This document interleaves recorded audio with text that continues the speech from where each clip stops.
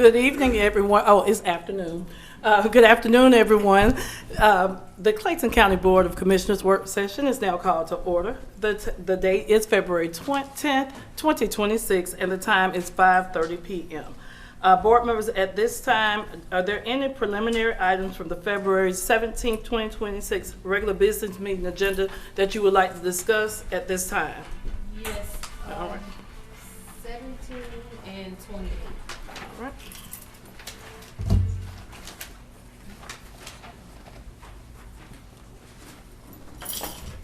All right, is anyone, collaborative firm, senior service, is that for senior services? Deidre, can you speak on that one? Okay. I just had a quick question. Hello. Hi, Commissioner. Okay, so I saw that the special use permit was with the collaborative firm.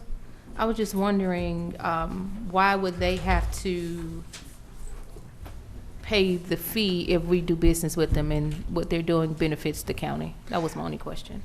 Gotcha, Commissioner. So it's my understanding that the use of the space is not necessarily in conjunction with a program or service that's being provided on behalf of the county. And so there's a reason why they brought it forth as a fee waiver request, because it didn't have anything to do directly with county service. And does senior service have a fee schedule like Parks and Recs? Yes, ma'am. They do. Okay. Okay. Thank you. You're welcome. All right, and number 28 as well. And yes, so that would be, That would be GK. Mr. GK, come up. that is. For Is number he here? 28, yeah, for the cell tower. Patrick. Mr. GK.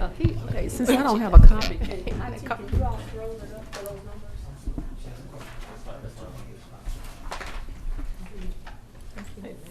Yes, Commissioner. Hello, so. Good evening. Hi, I just had a question on number 28 with the cell tower thing. Yes. So I guess it was the attorney, he did email me, and he said no one didn't come out to the community meeting, but the community meeting was, I think it was at Griswold or something. Yes. And the community is, in the south on Panhandle, so can they do another community meeting, or if that's not how it works? And not in this cycle, Okay, because our zoning calendar runs in cycle. okay, If they want to kind of table it, then we have to re-advertise. okay. This is one cycle where they are coming through, yeah. Yeah, because he just said no one came, and I was like, yeah, that center is nowhere near their home, so they Yes. probably didn't know where it's at. Okay, thank you. That was my only question for that one. Okay. Do any other board members have any questions for the preliminary items from the February 17th board meeting? I'm waiting on a copy of my agenda. Okay, all right. All right, moving forward, we will move on to the agenda for tonight. The first one is the first item on the agenda is the local assistance block grants. That will come from Ms. Angela Jackson. Please come up. Good afternoon, Chair and Board. We're going to go through the local assistance grant process. That process right now is handled through Clayton Collaborative with John Brinson. The typical process, at the end of January, the applications are made available online. At the end of February, there's a mandatory workshop for all potential applicants. At the end of March, the applications are due back to John Brinson's office at the Clayton Collaborative. Once the applications are received, they're divided amongst evaluators, and there are typically 5. Each app goes to 2 evaluators, and the scores are averaged together for the final score that you see at the end of the process. The evaluators that have gone through grassroots are chosen, or individuals that operate a 501c3 in the county that did not apply for this grant.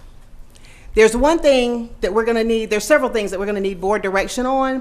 One is whether or not you would like for your constituent aides to serve as evaluators for this process instead of the Clayton Collaborative choosing the evaluators. There will be several things at the end that I go back through as the items that we need decisions on. The eligibility currently, you must be a 501c3 registered with the Secretary of State's office or a governmental office and physically located and providing services in Clayton. The question there is whether or not the board would like to limit eligibility to only 501c3s registered with the Secretary of State's office doing business in Clayton County.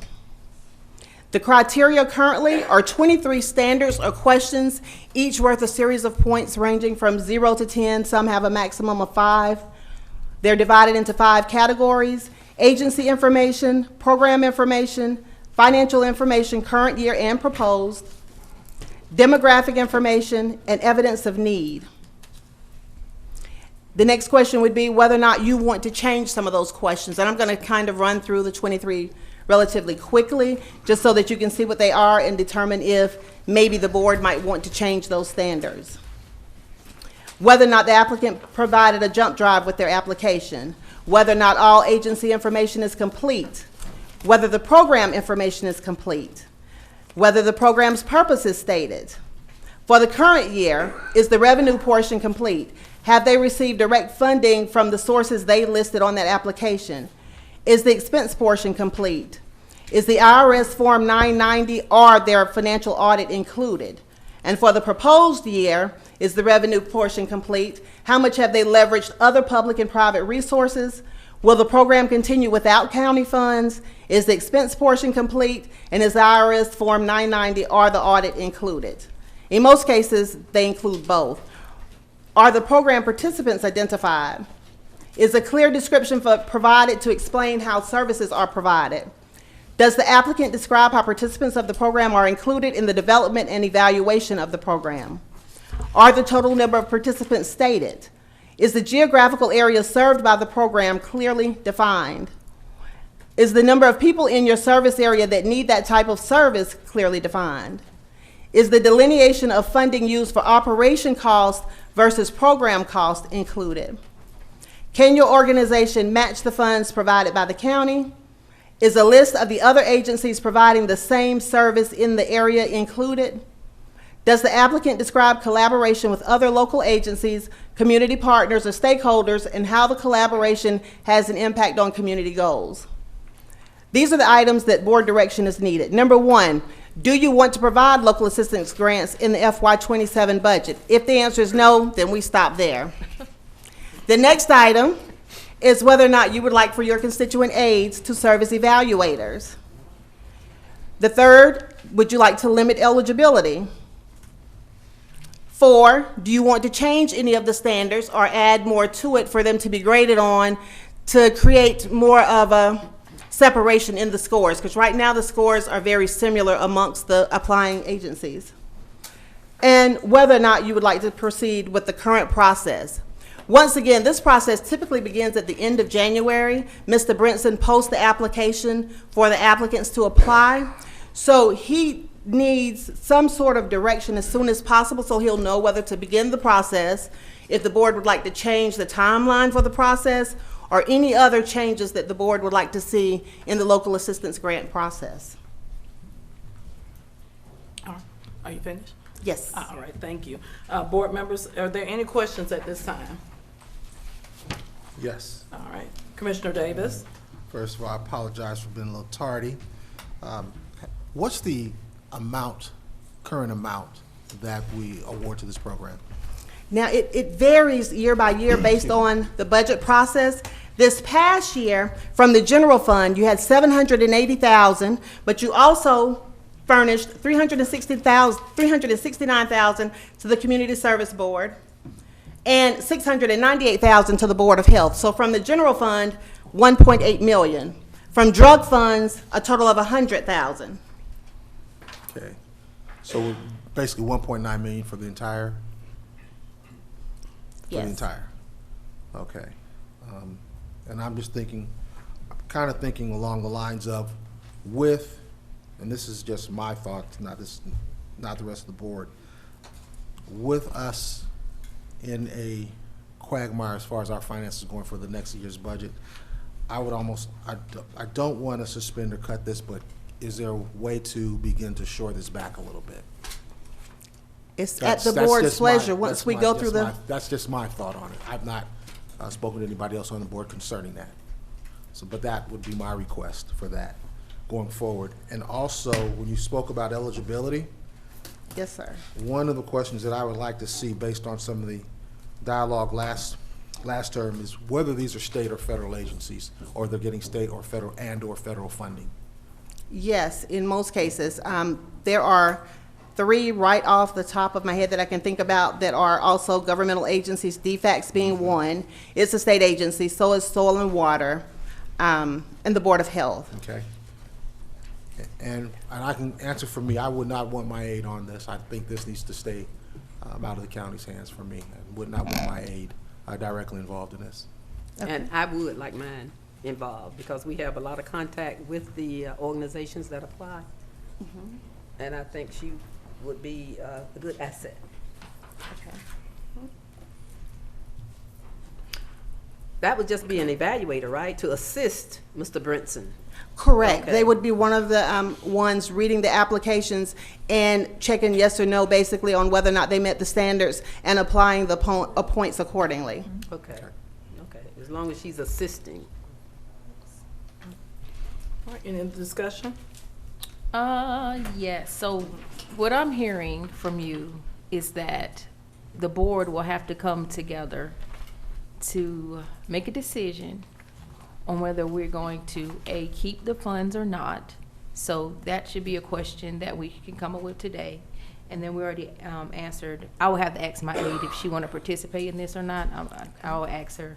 And then the next thing is, are we going to cut some of the funds back, or are we going to prioritize certain needs of the community? So what I'm hearing is this has to come from us 5 together. Yes, ma'am. Okay, so is there another meeting scheduled after this, or you need the decision now?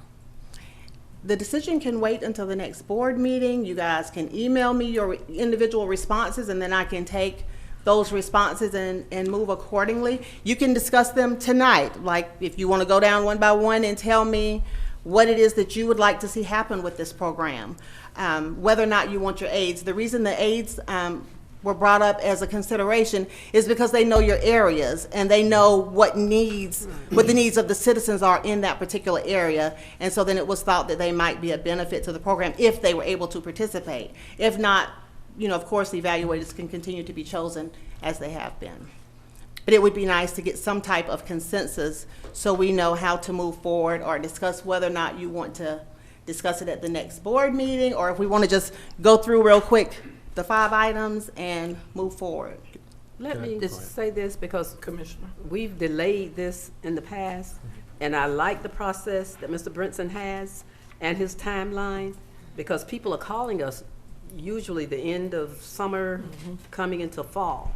And if we start delaying, that's gonna put that off even further. So I think his timeline is a good timeline for us to continue to follow. So if we can discuss it tonight, and maybe with his input, I don't know. But I would not like for us to delay it any further. Okay, and would you like to continue providing the grants in the FY27 budget? I would, yes. Okay. And I guess for Mr. Brinson, when does Mr. he Brinson, want- can you come to the podium, when does he please? want to get this initiated? I didn't see that timeline. The original I agree timeline, with- yes. typically the applications are available online at the end of January. Okay. They have a mandatory workshop the end of February, and they're due back to Mr. Brinson's office at the end of March. Great, that's what I needed right there. Thank you, Mr. Brinson. And let me just, she didn't know I was sitting behind her. Budget-wise, we know what has to happen by June 30th. Okay. So it was set up so that we're able to get that information over to finance, so that as you all are deciding what next year's budget's gonna look like, you have that information to proceed, and a decision is made about the amount. Great. So that's why we're like, okay, if you wanna postpone this, I have no problems with it. But please keep in mind. I do, I because do. people are calling. People are calling, and Yeah. people are trying to get the money in enough time to do what they need to do for the citizens or whatever. So yes, we don't need to keep postponing it. Yes, That's ma'am. my opinion. So we need to move forward. What were you And gonna please say? take note, I had 62 calls from I understand. those organizations in reference to Commissioner's block grant. Great. Thank you. Oh, I do have a Commissioner? question. Yes, ma'am. If we decide, or if some of the constituent aides decide to be assistance to you as far as evaluating and all, what would that entail? And how much time, and when would that start, if we stayed with the same timeline we have now? What happens is they're divided up. So predicated on the numbers that are received, adding your 2 constituent aides or 3 constituent aides, it allows me to divide them up. I'm still shooting for my 5 normal evaluators, but adding yours in, it allows you all to see what's coming in, and they understand because they receive your phone calls concerning a lot of that. So it's not that intense on their part, and I sit there and take them step by step, and the process isn't bad for them. So it's predicated on how many of your constituent aides want to participate. Does that answer your question? Yes, sir. Yes, ma'am. Thank you. I guess my only request would be from the 1.9, if we reduced the amount of give based on what's gonna come through for departmental needs and requests, reduce this by about 20%. Are we gonna At one take point. new Right, I'm sorry. applicants this year too? Or is that gonna be cut off? We take all and any applicants that come in as long as they meet the criteria. They are all evaluated, utilizing the same rubric. So if we get in 50, we get in 60, that's what we're evaluating. And that's what will be divided up amongst all evaluators. The reason why I said that is because last year, new request wasn't funded. So I had to, I took one of the organizations off the new request and requested that they were funding. So let me just rephrase that. Are we funding new request? That would be up to the board. The initial request will come through, and the board can decide whether they would like to fund new requests based on categories. The other thing that was discussed is maybe separating the applicants by what area, like if there's an area that handles cancer within young kids, that'd be great, or yeah. real estate, housing issues, then there will be different categories added to further separate the applicants so that you can see who all is in each category. And that could be something that's a part of the grading rubric? Could be, yes.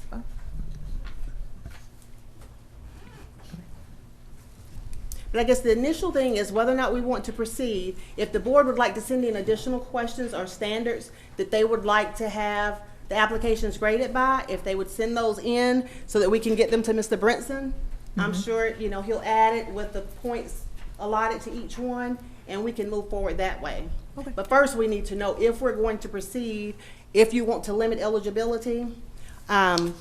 Some of you have already mentioned whether or not your aides, and I know some of you are going to go talk to your aides and see if they would like to participate, and basically how we want to proceed, so he can put the directions out online for the applicants to abide by. Okay. And so I wanted to confirm a few things, Ms. Jackson. So the board does not need to vote on this. This is a decision that will be made by the board, but this doesn't require a vote, so we don't need to wait until next Tuesday, as Commissioner Hambrick mentioned. So if we get an answer, if we answer all of your questions tonight and then send any, you know, remaining questions or changes to the rubric, we can probably get Mr. Brinson an answer by end of week, and then you can develop a timeline to what when the applications would need to be received, as well as, what is it, the information meeting.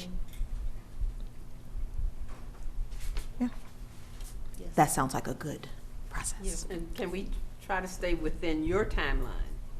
I stay within your time. Yeah, we're making the timeline now. Well, so we can get it out, Yes, and we ma'am. won't have to answer, you know, any later, Yes, ma'am. so. He would only have to, the application is ready to go now with the current process, so he'll only need to make minor changes based on what the board decides. And he can put it online in a matter of days, in a couple of days, and keep the dates the same if the board makes the decisions on the various items. So what's for on this side, when do you need all information from the board, by when? It So- would be nice to have a decision or have some idea tonight, so Tonight, that we okay. can move forward. But if the board But I'm needs talking additional about- time, it just okay. makes a delay in the process. He can't put the application online until he has the answers to some of these questions, so he'll know what to put in as far as the deadlines, what to put in as far as eligibility, because he may have to tell some agencies they are not allowed to apply this year if you limit eligibility. So it depends. So you need to know, I know Commissioner Davis was saying he wanted to cut back on the money, then some board members may or may not want to cut back on the money, so those are things that you need answered tonight. We don't have to discuss the money tonight. Okay, I just Because wanna make that'll sure. come through the So budget when do you want, process. what about the money and things of that nature? That's gonna be. The money will come through the budget Budget, process. okay. So whatever you, meaning the board, Mm-hmm. allots during the budget process, that will be divided up between the agencies. Right now, they can request anything that they would like to request. Mm-hmm. But the board will make a decision on the allotments during the budget process. I just wanted to get that clear. And if I may, Chairwoman, Yes, historically, the grant applications go out at the end of January. January. They're usually there at you all's website. The county website is the only place that they can download the application. It's out there historically for the 26, 27 days. Then we do, during that time frame, we do the mandatory workshop. And from there, 30 days from there is when we take them in. So as we delay putting that information out there, we're just trying to give everybody an opportunity to apply and know that it's there. okay. So that's, as soon as we get it, as soon as you You'll all be able to okay do- it, we you post put it the at the application website, and- and then 30 days days from later. that date. So Okay. we can still meet the timeline that you all have set up, based on when you say, okay, John, run it. Run it, okay. The main thing that we need to know tonight is whether or not you want to limit eligibility. So if you are, he can put that on the application and say only 501c3s that are operating within Clayton County are eligible to apply. That's what he definitely needs to know tonight. The aides, we can find out about that later because they have to submit the applications before they can evaluate them anyway. And if you want to change the standards, that'll come later in the process. So tonight, the main thing that we need to know is whether or not the board would like to limit eligibility. To the county, to 501c3s right here in the county, correct? Yes, or you want to keep it the same where governmental everybody agencies can are apply. allowed. It's just Okay. whatever your pleasure. I guess to Commissioner Hambrick's point, if we went ahead and just stated that we would go with last year's eligibility criteria already in place, I mean, granted there, if we cut back on funding, we can still begin to reduce or cut out certain agencies as well. So it wouldn't last take place. So last year's eligibility said everyone could apply, basically. Yes. Okay. Well, yes. Yes, Yeah, and that way we keep with some type of accelerated timeline to begin to get this started and going. All I have to do, based on what you all are saying and discussing right now, all I have to do is make an adjustment to the dates if we utilize the same criteria. yeah. I also say we'll go with, we'll continue to go with, what you did for the eligibility for last year as Yes, well. ma'am. All right, let's go with that. Decision is made. Next. All right, thank you all so much. Oh, actually, I did have some more, Commissioner Reed. as far as like the application. So I know we had previously discussed, and this is based on feedback from applicants and awardees, to have an option for an electronic copy, a digital application, or the option to have applicants upload a digital copy of their application and not only the physical copy or the hard drive. And so I know that that's going to take some discussion with IT. I saw Matthew over here, but to be able to have a digital option for applications. I know that that's something that's come up with applicants in the past. Yes, ma'am, no problem. You all have the bandwidth to make that happen. I have no problems as long as I have That's the an IT access to download that information to get it to the evaluators.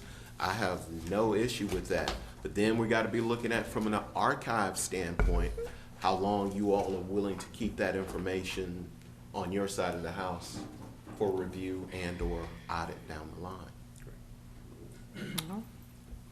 Any other discussion at this time? All right, thank you so much. I appreciate you all. All right. Next on our agenda will be item 2, Economic Development Advisory Support Services 90-Day Plan, Pond and Company. Mr. GK.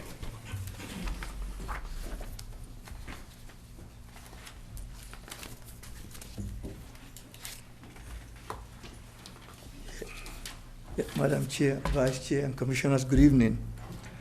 Last year, we procured the services of Pond and Company to provide economic development advisory support services to the county.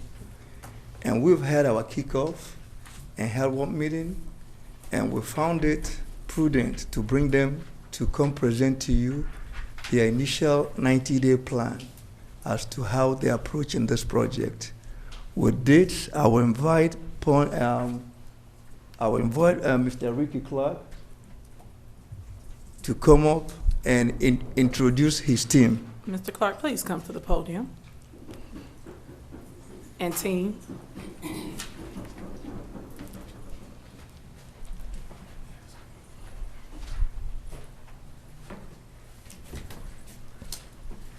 All right, good evening, Madam Chair, Madam Vice Chair, and members of the Clayton County Board of Commissioners. I'm looking like, who is the Vice Chair? I'll call you, congratulations. Congratulations, Madam Vice Chair, again.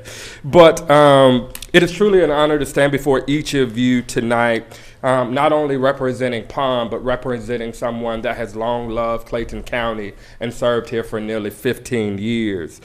Clayton County, we believe, is uniquely positioned for growth, and today we're proud to present what this 90-day framework really means, something that has been designed to ensure that the growth that Clayton County will experience through these services is not only intentional, but it is in fact sustainable and beneficial to residents, businesses, and future generations.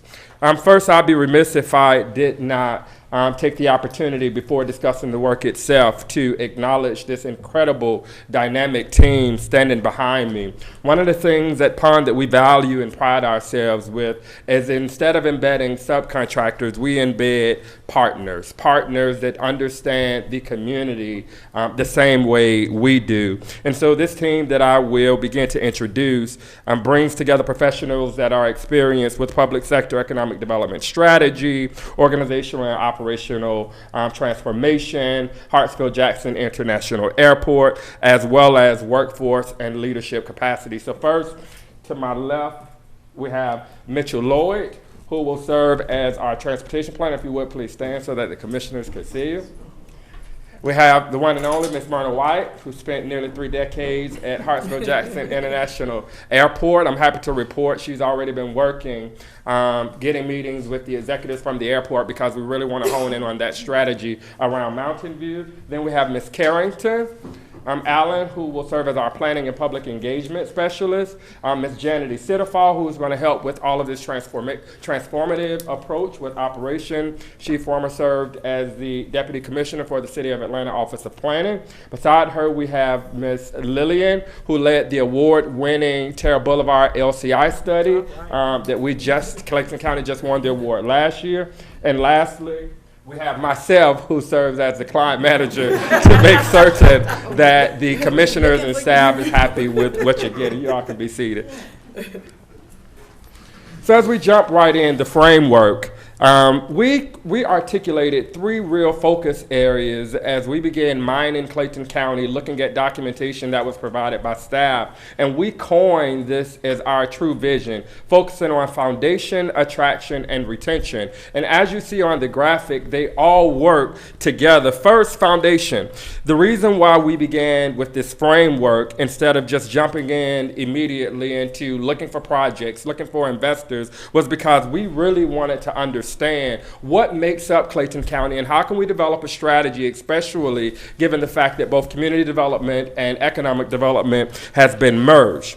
So the strategic value to Clayton County from this is that this framework really ensures that the county develops, 1, a clear economic development decision-making structure, 2, internal coordination across different departments and agencies that touch the Office of Economic Development and Community Development, and also define priorities that will begin to guide what that investment and land use decisions look like. And last but certainly not least, least, just really that roadmap that survives leadership and the administrative changes that face every local government.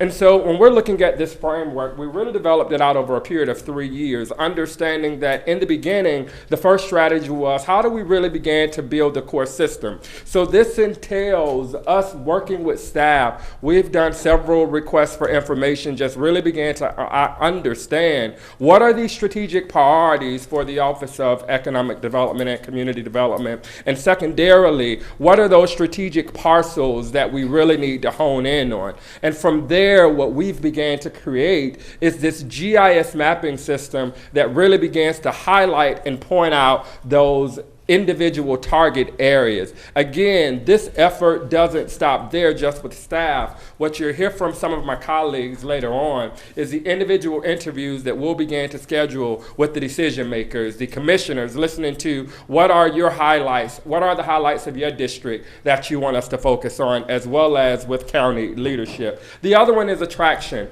How do we really position Clayton County to actively draw new investment? Oftentimes over the years we've talked about economic development, but it hasn't been something that we've seen grow as we've seen in other areas around the metropolitan Atlanta area. And so that attraction piece is really important to us. And then finally, retention. There are a lot of amazing businesses that have been in Clayton County for years, and we want to make certain that through the development of these business retention and expansion visits, the commissioners know what's happening within some of these businesses, as well as staff is hearing from the professionals ways that the county could help them continue to exist. And so for year one, as I said, all of these things really began to work together. So the building of the foundation, focusing on strategic attraction, and then finally just really honing in on that sustainable retention. We're all about finding out what it is that leadership really wants us to focus on with economic development, because as each of you represent different districts and areas within the county, we know that you have insight that we do not have. Another thing that I want to highlight is, for the first time ever, we're proposing and have worked with the Clayton County Chamber on a true Peer Cities tour. And the purpose of this Peer Cities tour is for us to go to a location with similar dynamics, similar demographics, and similar geography to look at what did they do to champion economic development wins within their community. This effort will be led by the Clayton County Chamber with a partnership with the Atlanta Aerotropolis, as well as Atlanta Technical College and Clayton State University. And it's our hope that we'll be able to get the commissioners on this Peer Cities tour. And this is not something where we take 100 people. It's a more defined tour, so we get that intimate well, maybe intimate is not the proper word, so that we get that in-depth conversation, Commissioner Hambrick, with what is it that you see about this community. We've talked about Memphis, we've talked about DC, and we're really targeting areas where economic development has really been driven by the power of the airport. So at this point, I'll turn it over to one of my favorite people in the world who knows Clayton County like none other, Miss Lillian. Good evening, everyone. I'm very happy to be here again. Very proud of this partnership and looking forward to continuing all the good work with everybody in this room and in Clayton. Thank you, Ricky. That was a very good introduction in terms of how we're seeing this advisory services as a support system to Clayton overall. And we like to talk big frames and vision, but we also want to hone in on what it means. What does a foundation mean for this plan? What does attraction mean for this plan? And also what does retention mean for Clayton overall? We're anticipating the first year, the first 12 months to be focusing on all these three with a special focus on foundation up front, because that's really the bones and the backbone for everything else that we're gonna do. So that's gonna be a big focus for the first few months, the first couple of months, I would say, because this is where we initiate everything going forward.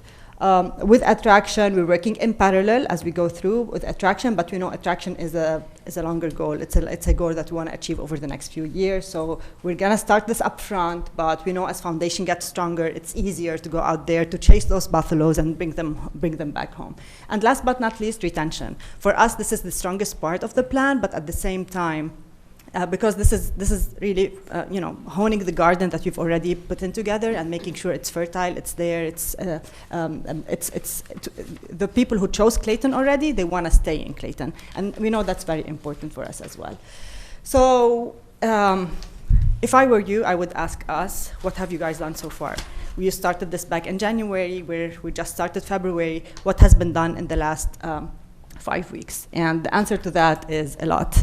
There's a lot of moving pieces over here, and we wanted to break it down with the first 30 days, the second 60 days, and the last 30 days, so that there's accountability both ways. You know what we're working on. We know where you need our help supporting you and pushing this system forward.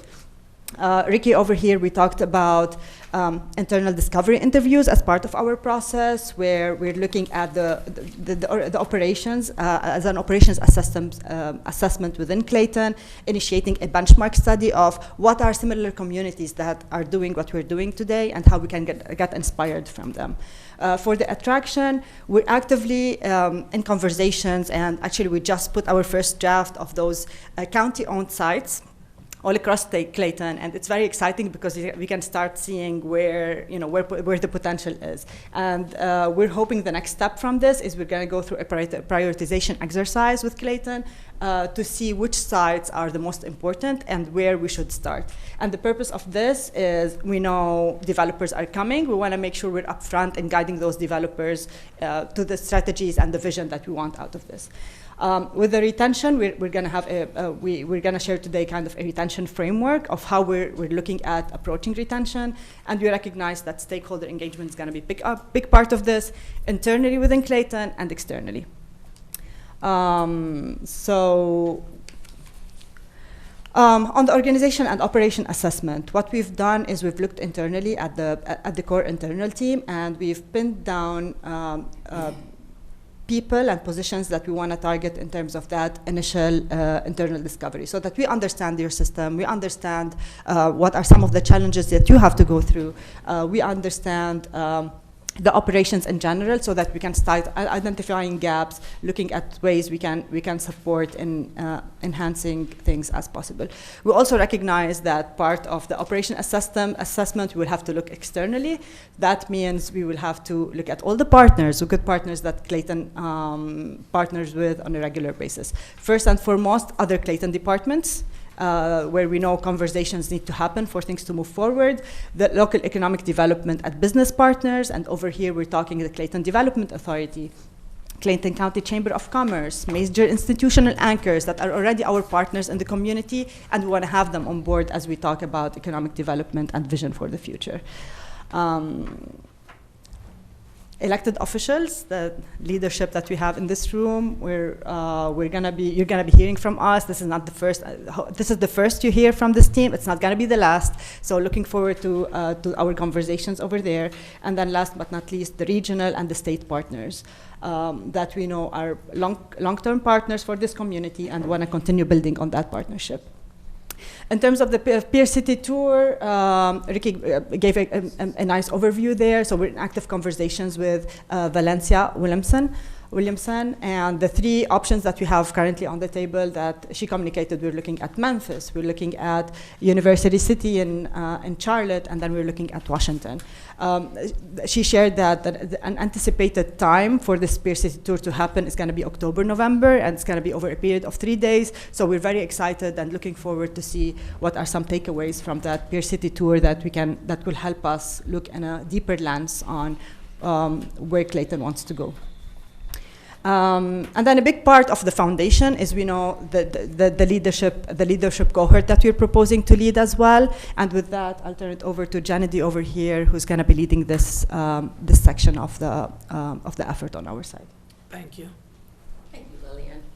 And good evening. It's such a pleasure to be with you here this evening, and really looking forward to working with all of you as well as the Clayton County staff on this ambitious effort that we have set before us.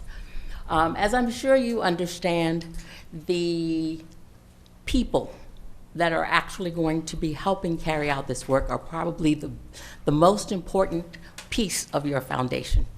And this leadership cohort is going to focus on ensuring that that leadership team is ready and prepared to bring the best and brightest businesses and business opportunities to Clayton County. So with that, this effort is really focused on the leadership and strengthening Clayton County's ability to deliver the results that you're looking for in terms of community and economic development.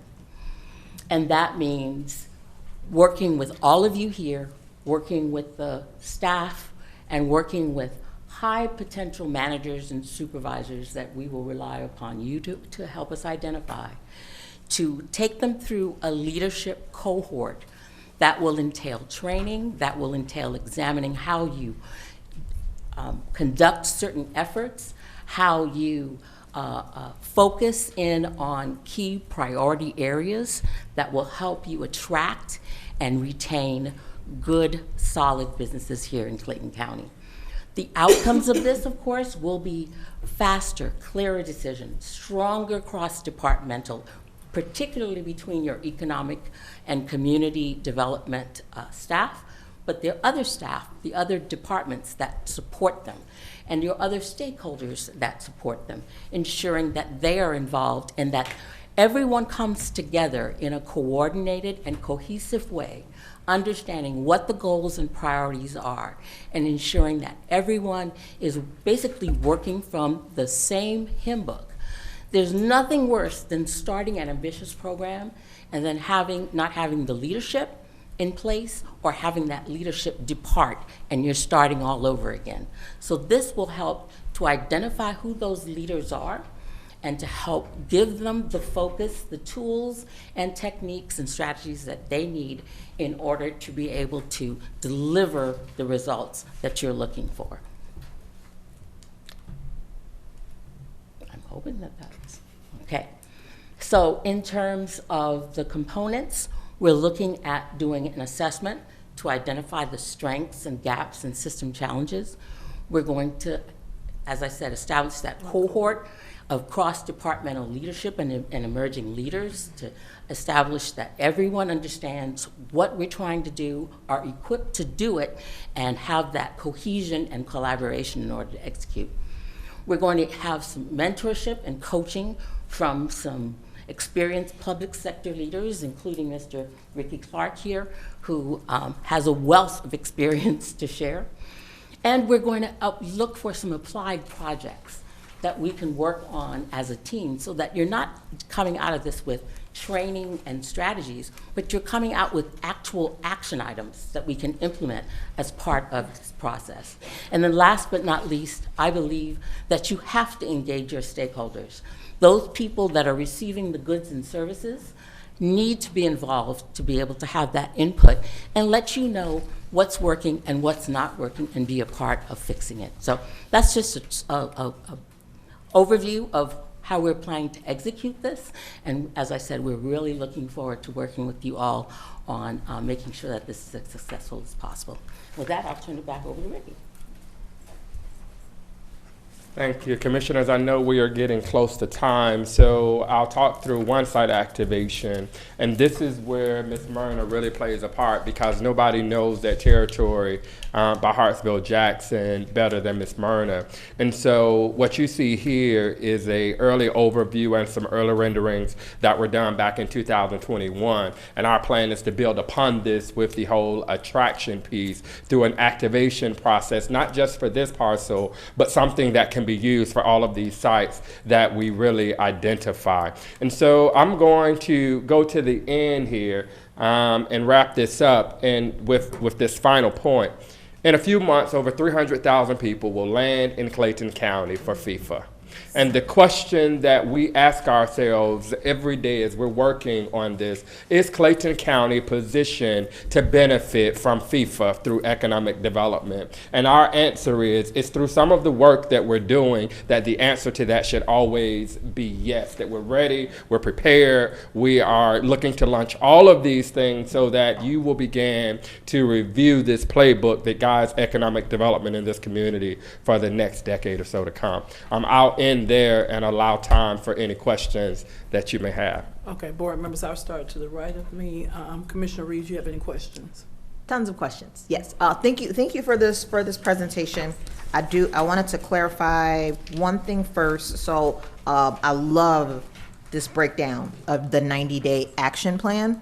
Where are we in those 90 days? I'm not sure when you all started. Awesome question. So it was a slow roll. I believe the RFP closed in October, November. It was awarded in December. The contract was executed towards the end of December, beginning of January, and we had our kickoff meeting 2 weeks, I believe, into the new year. So we're Still within the 30 days. We're in the 60-day period. We're close to the 60. It was a slow roll because of the holidays. I see. All right. And we couldn't actually commence to work until we had the contractual documents back. Okay. So I have three questions. And I'll start with the shorter question, which is around, there was a slide on Mountain View, and I understand that due to time constraints that there was only the presentation on Mountain View, but I would love to, what I would love to see in my district is some small area planning. So the same discussions that, is being had around Mountain View to be fleshed out in the other districts, and I'm sure my fellow commissioners will feel the same. So I am looking forward to having those conversations about what we can do specifically within our district. So I'm looking forward to seeing a map and an area for District 1.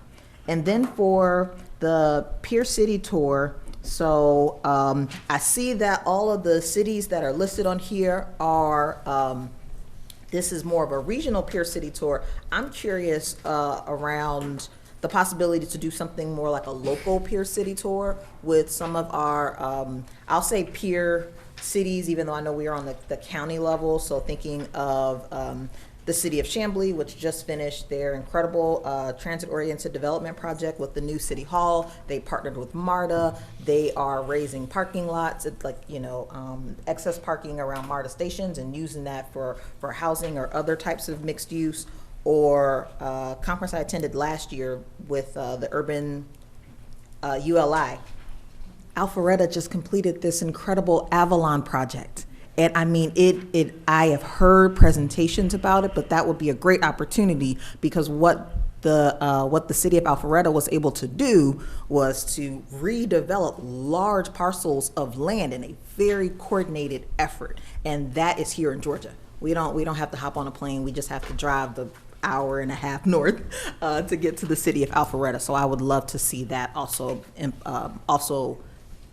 discussed as far as like peer city tours.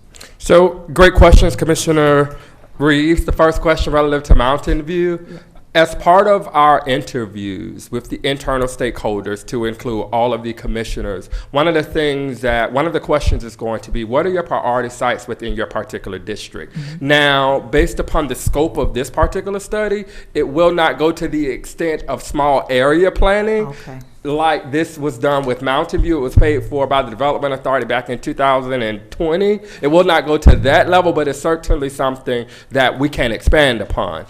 And so for each of the commissioners, before we meet with you, and I think staff is going to distribute that email for each of you, that's going to be one of the questions. If you had to identify some of your strategic priorities, or strategic sites rather, for your district, what we're going to do is assist staff in creating a playbook for all of those different areas.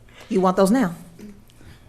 I can take them now. The second question relative to the Pier Cities tour. So luckily both Chamblee and Alpharetta are our clients. So anytime you want to dive deeper into what's happening there, we can. But one of the things we tried to be very intentional about in working with the chamber was identifying areas with similarities to Clayton. Demographically, geographically, as well as some other variables. The stories of Alpharetta and Chamblee are amazing stories, but is that Clayton, and we tried to go places that were sensitive to the fabric of who we are, understanding that there are developments within these particular jurisdictions. To your point, Avalon is a great example of something that we could do with the mixed-use node, something that focuses on all things on one parcel of land. And so we can talk through that with staff, some of those internal things that we could do because they're clients of ours. All right. Wonderful. Love to hear it. Yes, ma'am. That's it for me. Commissioner Allen? Yes, so great presentation. A lot of words. I heard retention, attraction, retention, assessments.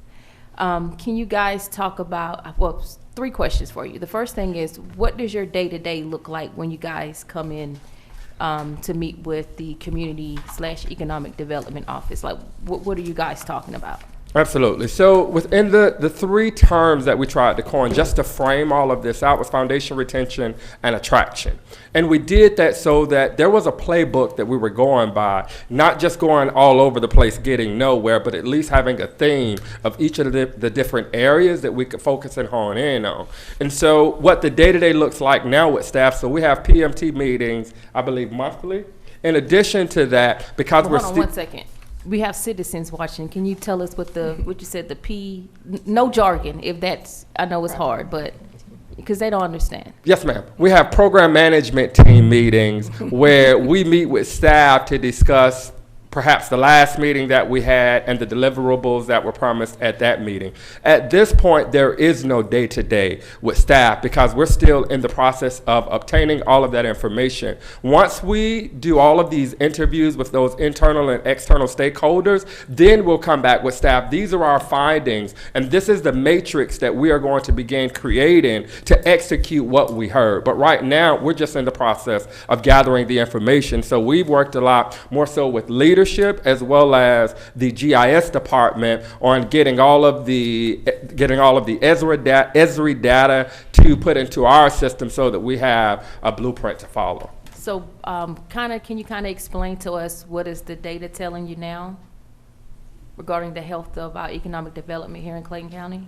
Absolutely. So the data that we've collected thus far is more specific on individual sites. So we received the entire database from the Land Bank Authority relative to all of those properties so that essentially we could post it on a map digitally so that you could start seeing those nodes. We also told staff to provide us all of the county-owned properties so that if we're speaking with investors, we at least know the properties that the county could incentivize simply based upon it owning the land. The third thing that we're going to add will be once we speak to you and identify what those parcels are. As it relates to the data, a lot of the data we already have based upon us doing the LCI study, but we're digging deeper. Lydia, I don't know if you want to talk through some of that data analysis that you've done thus far. So on that part, just because we want to hear from you first, we want to go through that process. We want to respect the process of so now that we've pinned who we want to target from internally and externally, we want to go through this process so that we can understand better your day-to-day. Once we understand your day-to-day, I feel we're going to be in a better position to be able to plug into your team and start operating as as an extension of you. So we're, I would be cautious about coming up with, with kind of recommendations or high-level assessments without having those conversations with the team. Because I always think like data tells a story, so kind of like, what is our story? What are you guys reading in your expertise? Yes, and I think this is not going to be the last time we're going to have this conversation, so we'll be reporting back after those interviews. We're hoping to carry those interviews over the next couple of weeks. We know with scheduling this might be a little challenging, but hopefully over the next couple of weeks we're going to be able to lead those interviews, and in the 60 days we're going to be reporting back of this is what we've heard, this is the story that we heard from you, and this is how we want to empower that story moving forward. Thank you. Absolutely. All right. Commissioner Hamburg.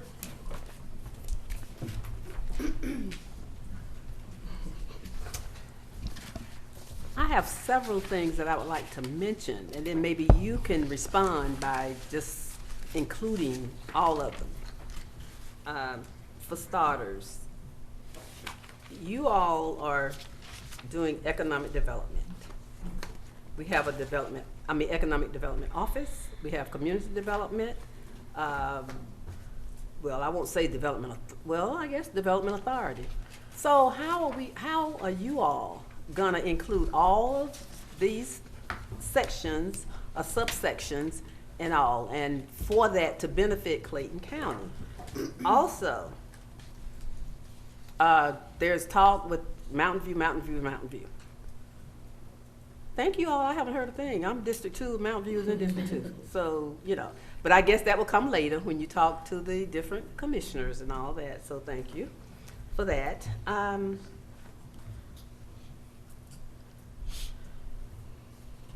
What's the timeline? And when you all are finished, or do you finish, or do you continue another year, 2 years, 3 years? When will we see a result and all? And are we concentrating on bringing businesses in? Because when I think of economic development, that's one of the things I think of in that list of, improving the community and all that. Are you going to work with our other subdivisions or whatever and actually bring businesses in? Because when we're out in the public talking economic development, of course, everybody wants a restaurant that they go to on their birthday. But anyway, just be inclusive, if you don't mind, in responding to all that. But definitely, how are you all working with our departments that we already have in place and already doing some of these things that you're naming? And more specifically, a timeline. Excellent question, Madam Vice Chair. So for the first one, with regards to Mountain View, we wouldn't dare post properties in your district that we've worked on before we did those interviews. The Mountain View graphic was one that they already had, so we just used it as an example. Once we meet with, as part of the individual interviews, once we meet with each of the district commissioners, we'll know what your strategic sites are. And so then you'll begin to see that populated into what we're considering our one-page playbooks for each of these individual sites, something that staff will use on a day-to-day basis to solicit for different investors and developers. So great point. For the second question, as it relates to, first, before we go there, I believe our communication to the commissioners comes through staff, but I could be wrong there, outside of the interviews. Okay, and so what will begin to happen, we will turn in monthly progress reports. So you'll see, staff will have what's happening within this period, as well as itemized billing. To the second question, relative to results and what other entities are we working with, on this slide here, you are absolutely correct, Commissioner Hambrick. And I'll paraphrase, there is no way we can do good business if we're not working with all of the departments and agencies that touch economic development and community development. And one of the things we really wanted to focus on is understanding who those departments, agencies, and external stakeholders are. And we believe we'll do that through this interview process, because we'll start understanding from the elected body to the administrative body, all the way up to some of these different authorities and departments within the county that touch that Office of Economic and Community Development. We'll begin to understand what their needs are, what effect they have on the process, and begin to work to smooth it out if there is a need for it. And then I think that was the final point. No. Oh, the final point was deliverables. And so what we were asked to present today is a 30, 60, 90-day action plan. And so by the end of this 90-day action plan, we plan to come back before you and explain, this is what we've heard through these initial assessments and interviews. Commissioner Allen asked the question, well, what is the data? What does that data look like? By that meeting, we'll be able to show you not only the data responsive to economic development in this community, we'll be able to show you, well, this is what we're hearing from internal and external stakeholders, and this is the plan moving forward as we begin to work to catapult economic development within this community. Okay, so you all are not actually helping us bring businesses in. Absolutely. It all works together. And so there have been 2 prospects, I believe, that we've done RFIs on, but it's been, our focus is, we want to understand all of the processes, procedures, because our plan is channeling and funneling that information through the Office of Economic and Community Development, and through this strategy, helping them get through the process more seamlessly. Commissioner, the strength of why this team I feel is a good team to help support you with that. You mentioned inclusiveness, and I understand how important it is to be inclusive on the government side. I also understand how important it is to be inclusive with developers up front, so that by the end of this process, we're not bringing them in as a tailgate, we're bringing them in up front to talk implementation up front. Mitchell Davis on our team, he's our public-private partnerships director with Pond, and he has a lot of connections with developers who we were able to engage with as part of the TERA process as well. And that was kind of the big success, that we were able to bring those developers up front in the conversations so that we hear their challenges, we hear their concerns, we hear what has been holding them off from investing in Clayton. And having those conversations up front and then communicating that with the leadership over here, I think will go a long way into pushing those sites to development, hopefully by end of this year. We're saying year 2, we're gonna be focusing on attraction, but really by the end of the 90 days, we're gonna have market-ready pages per site, so that we can go to these developers and we can say, this has been identified as a priority site for Clayton. This is where we see the opportunities happening. This is what's happening around it. These are the land uses. This is what the vision could be for a site like this. Are you interested in being Clayton's partner in developing this and pushing this forward? And then we can talk about ways of how's the permitting process happening? What are some of the challenges that the developers have, we all know that we've heard developers communicating challenges on the processes of getting permits through, right? Mm-hmm. So we want to have those conversations up front, and we feel this will help a lot with that attraction stage, which is gonna be a big focus in year 2, in kind of going out there, getting those developers in, and talking about, in day out potential of these sites as well. Thank you. All right, Mr. Davis. Appreciate that, Mr. Clark. I truly appreciate you being in that, what you call your initiation and diagnostic PM phase of this project. 2 questions.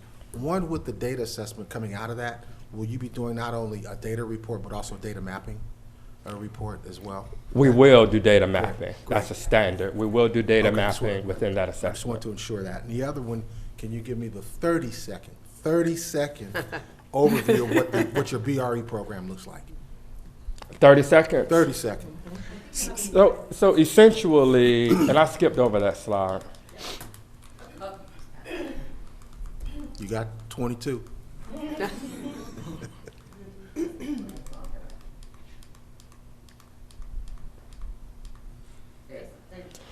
So essentially, what we envision with these BRE visits, we'll meet with staff, get all of the businesses around Clayton County. They'll be divided out by district. We'll schedule time, come up with a framework to go out, visit the businesses. Our hope is to include the district representatives on some of those visits so that you're hearing firsthand what the businesses say. It helps you meet who's in your community, in the business community, as well as you hear from them some of their challenges. And then from there, reporting back to all of the departments, that, let's just say we go to a business and say, well, I'm having cars speeding. There needs to be a stop sign, right? We forward that to transportation or the police department. But we want it to be a concerted effort, not just us going out with staff to visit these businesses and not reporting back to the commission or staff. Okay, will they be divided or segmented by industry or industry type?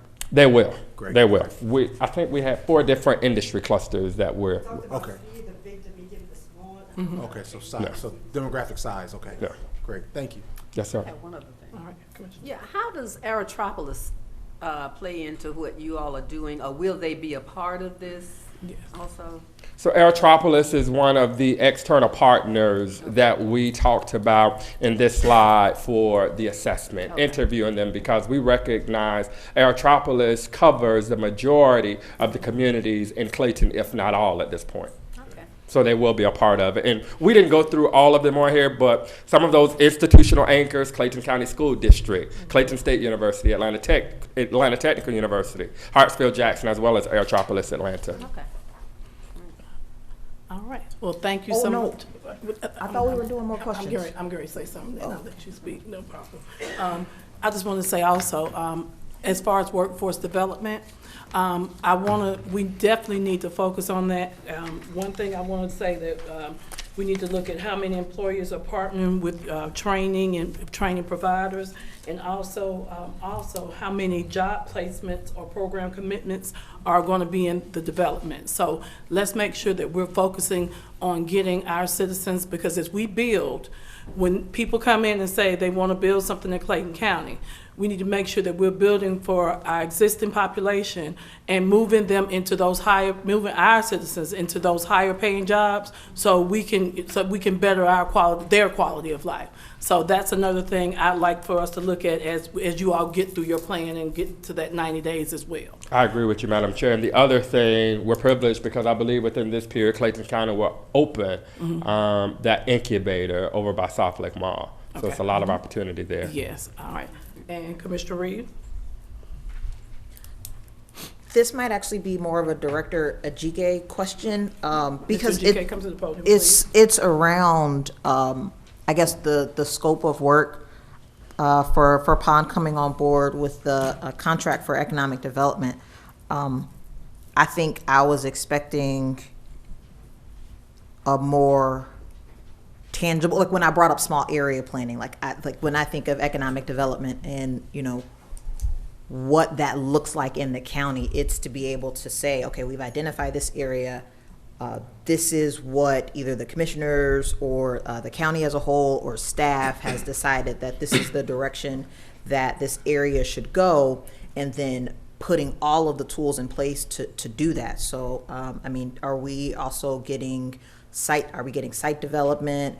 Are there brokerage services? It sounded like that a little bit as far as inviting businesses to come to areas. And yeah, I already mentioned site design, land assemblage, small area planning, all of those things. So I'm not sure if I heard that in the presentation. It might just be later in the timeline, but I just want to know what levels for us as the commissioners will we be involved in that, and when does that come into play? You mentioned like about 2 or 3 different levels. We are in the data building stage. Every place we go that looks nice has a solid plan. Every place we go has a solid plan.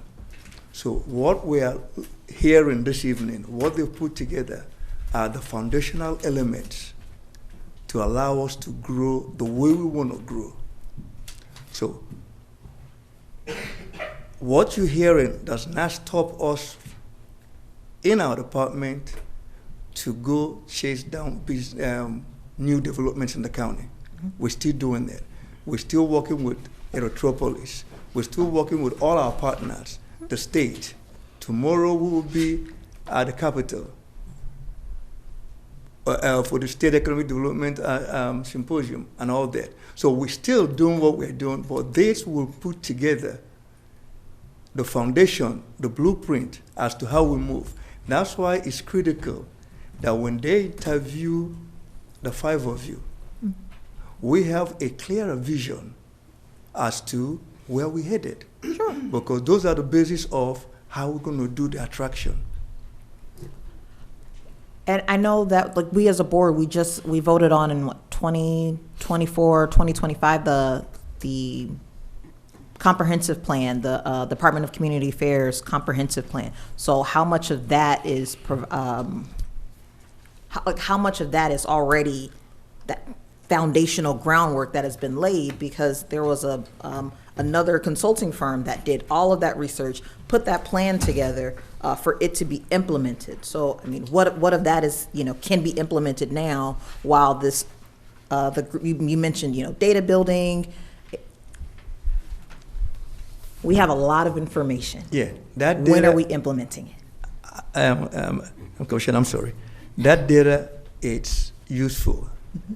And the uniqueness of this, what Pond is doing.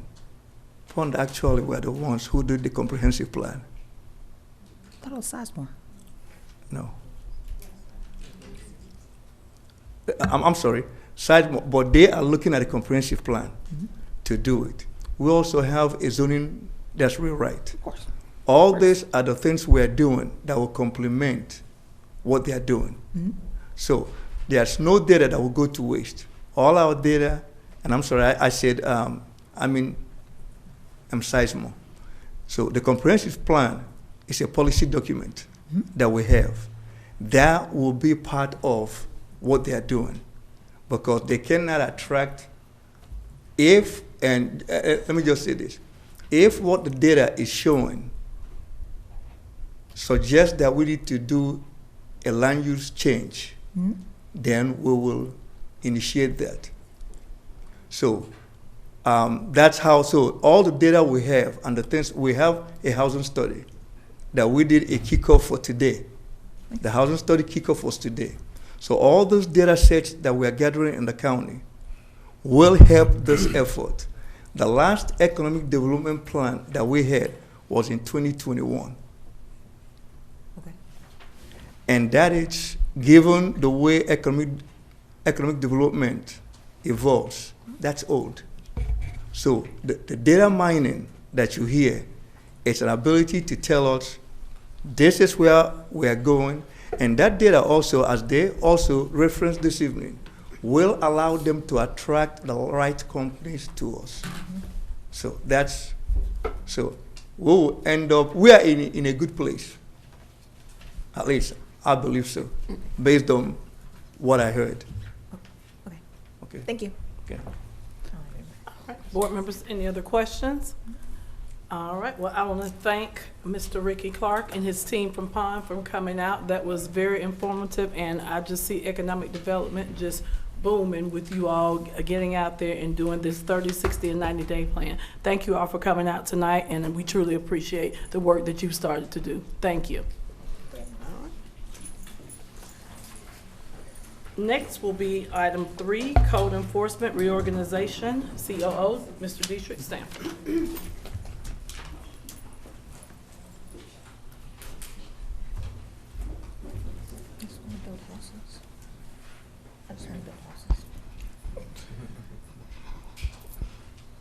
Good evening, Madam Chair, Vice Chair, Board of Commissioners. This evening, the goal here is to walk through a series of conversations I'll have with staff regarding potential changes in code enforcement.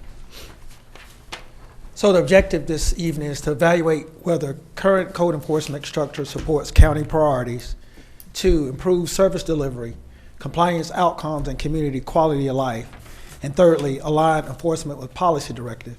So the key questions I'm asking the board to consider is, where should code enforcement be organizationally positioned to maximize outcomes? Why does this matter to Clayton County? One is about community impact, neighborhood stabilization, property value protection, blight reduction, health and safety risk mitigation, and then lastly, operational impact. What's case management? What's the court coordination efficiency, and data tracking and compliance analytics? One of the things, as I talk specifically with code enforcement about some of the changes, what you'll hear this evening is about what are some of the prioritization and some of the things that we think are important as we move forward through county build out. So, what's the current state and the snapshot? What are the strengths and what are some of the challenges observed? One is established enforcement process. One of the things that code enforcement presently do is that enforcement process is solid. We have experienced staff. We have a great relationship with court relationship that exists. And then lastly, existing resolution framework. Back in 2020, one of the things that changed is Resolution 2020-153. Code enforcement used to be presently housed under the police department. That change took place through the Resolution 2020. But some of the challenges that were observed throughout some of the changes over the last couple of years is inconsistent escalation authority. What do I mean by that? We do a great job at the staff level, but when it came to escalating that to our executive staff, a lot of that was very fragmented. Secondly, limited real-time data integration. As you heard Pond talk about data integration, some of the decisions that we've made over the last couple of years, there has not been what I consider a framework about how do we take that information and make better business decisions. And then lastly, community perception. If you talk to our community, they feel like a lot of the things that we do is very reactionary. We're not proactive about decision making. So ultimately, we feel like it was a great time to do a reevaluation of where we are within that space. So when we talk about benchmarking, there are a lot of models out there as it pertains to some of the things they're doing in code enforcement. One model is public safety model. where a lot of the typical placement is under PD, the marshal's office, or corrections, as it presently is now. Another model is community development model, where it's housed under planning and zoning. And then there's a model that's a standalone compliance model, where it's housed under the executive leadership, the county manager, in some organizations, or the COO's position. And then lastly, environmental and property standards, where it's housed on the public works or on the environmental side of the house. So there's many models out there that you can look at as to how code enforcement can be placed. So what are the core problems in the reorganizations that we could address? We talked specifically about data fragmentation across departments. If it's being housed under community development or under corrections right now, how's information being transferred from whether community development or economic development, transportation development, or even public safety? Second, how do we strengthen community engagement models? One, how does community affairs, how is it at working if it's under PD? Thirdly, misalignment between zoning policy and field enforcement. Fourth, difficulty scaling for growth due to policy changes. So right now we're looking at the rezoning rewrite. How does that impact our code enforcement area if that is to be a major impact in our space? And then lastly, increase in visibility with secondary support. So one of the examples we use right now, code enforcement is not a 24/7 endeavor. On Saturdays, what happens when a lot of our code violations are taking place? How do we address that if ultimately code enforcement is not necessarily out in space? And then lastly, when it comes to communication, community affairs play a huge role in PD. So when we talk about messaging and getting words out to our community about effectiveness of what we do, how are we getting that message from corrections as it presently sits, and how do we make sure that when we talk about empowering and educating our general public, who's providing that message in a very efficient way? So what I'll provide for you is several structural options to consider. Public safety is one. The advantages of that is it's a strong enforcement authority, faster emergency response integration, better relationships with our court process alignment, and strong deterrence from an effect. The risks associated with that is the community perception risk, where that we're criminalizing the process versus compliance. Training model must shift to regulatory plus a safety hybrid, and the other risks may reduce planning and zoning policy feedback loop. The best use of this case, if this becomes a priority, it looks at blight suppression and high-risk property response. Structural options with a community development lens, which would be advantages. It's a strong link to zoning reform and housing policy. It supports proactive compliance education. It's a better development life cycle integration, and strong for inclusionary housing enforcement. The risk associated with this model is limited enforcement, escalation authority, slower emergency hazard response, and competes with development facilitation mission. The best use of this case is housing quality, zoning compliance, and redevelopment strategy. Structural C is a standalone department. The advantages is neutral enforcement authority, direct executive accountability, cross-department coordination, and the easier data integration. The risk associated with this model is it requires new administrative structure, requires dedication, leadership, and budget, needs strong MOUs with public safety and community development. The best use of this case is it looks at enterprise compliance, performance management, and cross-functional response. And then lastly, a structural option is a hybrid model. This policy would be housing, community development, and field enforcement and public safety. The advantages, it maintains zoning policy alignment, it strengthens enforcement authority, and it mirrors successful metro hybrid models throughout. The risk, it requires very strong and very clear SOPs. The risk of duplication if it's not tightly managed, and it requires shared data systems. The best use case here is balanced enforcement, policy plus redevelopment outcomes. So, some of the things the board needs to consider as you talk about direction about looking at any of those models is the fiscal consideration. The potential cost areas would be leadership restructuring, fleet and equipment reallocation, technology integration, and then training. If we look at post-certification being a major component in place, then ultimately we have to look at how do we train those individuals to be better stewards of the resource. Potential savings, it reduce nuisance abatement costs, a faster property return to tax rolls, reduce legal exposure, and lastly, increased redevelopment velocity will play a huge role in if we went in looking at the fiscal constraints in said space. So, the board policy decision points: should code enforcement remain in current structure? If not, what strategic priority should drive placement? Is it public safety? Is it housing and development, enterprise compliance? And then ultimately, what's the timeline for implementation?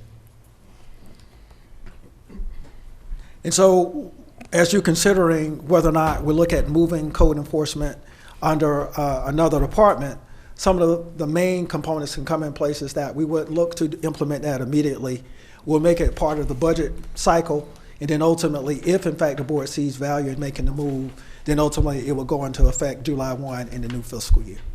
So with that, I'll pause and see if there's any questions from the board about the consideration of changing or reorganizing code enforcement.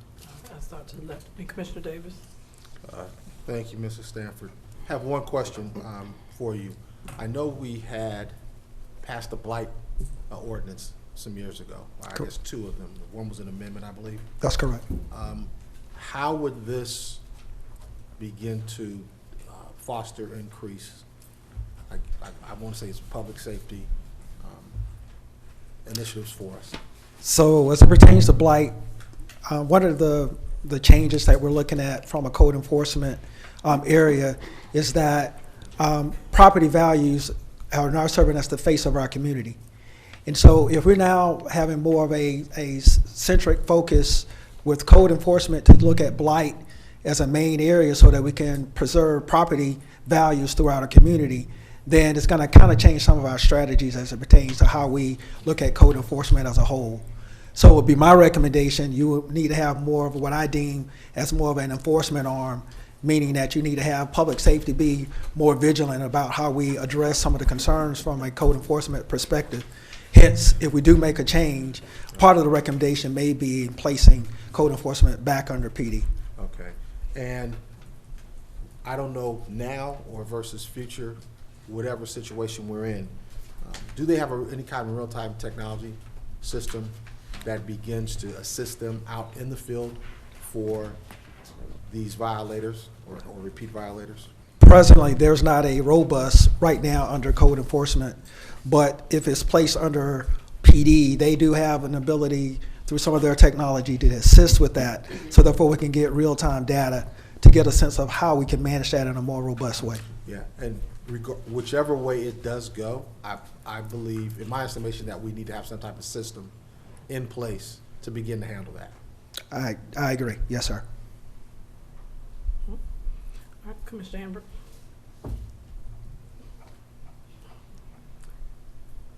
Been there, done that. We've been under all these different departments. We took it away from PD for different reasons or whatever and put it under corrections. Mm-hmm. And all. So how did this conversation come about? A couple of things. Based upon some of the phone calls we got with regard to being more visible to some of the challenges with code enforcement issues, we then started looking and visiting, or had a larger conversation with corrections, and we even had PD in the room as well about what are some of the resource challenges. Hold on. Who was in the room? Corrections was in the room, so it was Major Mack, it was also Warden Amy, Deputy Warden. On the phone call, it was our Assistant Chief Parks, and then Chief Roberts was on a Zoom call.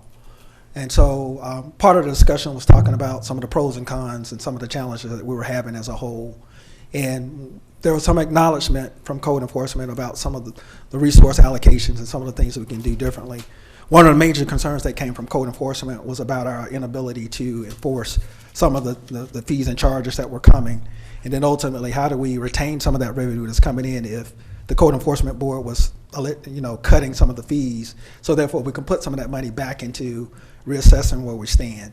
And I certainly don't want to speak for Warden Amy. One of the things he spoke to was about, potential reassessing some of the things that we're doing, and then ultimately can certainly potentially still be kept under corrections as a means to get it done. My concern. Our expert. Well, I don't know how much of the committee, I don't want to call anybody out, but that's the expert. We've done this when I came on board. We had Warden Smith, and who was out picking up trash and all. But I mean, just to go back, let's not keep spinning the wheel. Let's do or get the people in place who know these things, who have done these things or whatever. And even with police, why we changed from under the police department years ago and all. So let's get the folk in the room who know about these things, including our constituent aides who get these complaints all the time. I don't know if it's so much changing from the department we have it under now as it is improving what we have. And to look at, I don't know what relationship code enforcement and refuge have, but you may want to, I don't know, maybe, I don't want to put you all on. Well, it's two things, Commissioner, to keep in mind. So you're speaking specifically to cleanup. Code enforcement has other elements that I think that we need to get our arms around that's bigger than just the cleanup. It's about how do we have a level of enforcement. So the nuisance abatement and some other things that come in play has been part of the challenge. The other part to keep in mind is that the hours of operation. So what you do have at the disposal with PD is that police officers that now are working in tandem with code enforcement on Saturday work, on Sunday work, or even if there is a code enforcement violation in the middle of the night, because PD is 24/7, they can at least provide eyes and ears to now work in tandem with them to get it done. And to your point, that can be done whether or not they're attached to PD or not. But from an efficiency standpoint, it certainly will help them in that space. The other part to keep in mind that are at a resource for PD that corrections don't have is what I call the community affairs side of the house. They have an active voice in PD that can help educate the general public about some of the challenges they're having with code enforcement, whereas code enforcement don't have what I consider a marketing or communication arm attached to the department to help them do a better story in telling them some of the challenges that they may be having. So one of the other parts that I think is important is educating the general public about some of the nuances of code enforcement. So therefore, when they're coming in and talking about the complaints and not understanding the differences, then educating them because they have another educational arm in place, in my estimation, will go a long way in helping us tell a better story about some of the challenges. Okay. I think that we should revisit this and have the people in the room, the captains, the sergeants, and all, even, again, our constituent aides, maybe not some of the others, but I know on my side would be a great asset, again, to helping and assisting. And again, bringing in, I don't know how they differ, the refuge and the code or whatever, but working together. And not only that, I ride around with a little notebook, and I call in these streets and roads or whatever that have trash or whatever. And I see sometimes the code trucks or other county employees. I think we all can help, not only, and I'm sure the residents do this, call in what they call as complaints or whatever, and let code or refuge or whoever know some of the problem areas. So I think we need to get together and really seriously start talking about code enforcement and refuge and all. And I know what you're saying about the abatement process. I've gone through all that. And so I know they do more than just, going around picking up the mattresses off the street or whatever folk throw out. Right. So I really think we need to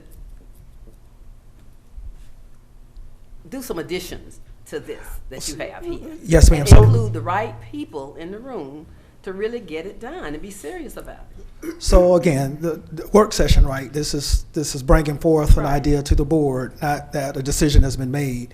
So that I'm clear, when you say have the right people in the room, who else would it be outside of the warden and code enforcement major When and you those? say code enforcement, I mean, the folk that ride around in the truck, the actual workers, I'm sure they have good ideas and all as to how we can, you know, attack this problem or the different problems and all. I mean, I know you've named some people and, you know, and I love this phrase that, Chief, can I quote you, not the exact quote, but when we have our community meetings, when I have my community meetings, you know, when you're introducing your staff, you'll say, you know, I'm the chief of police, but these are the people that actually do the job, kind of thing. And then they come and, you know, present to the communities and all. And I like that because, like Chief said, I mean, he's the chief, but the everyday folk are your captains, your sergeants, and whatever. And I think the same thing holds true with code. You know, you may or may not have up here that know all of what's going on every day. I think these folk, especially the ones that I'm calling almost every morning, when I'm passing different areas in other districts too, I'm calling in streets and all, that they know. So let's talk with them and find out what suggestions they have and all. And definitely weekend, I mean, most of the violations are done At night and on the weekend. on the weekends, Saturdays and Sundays and all.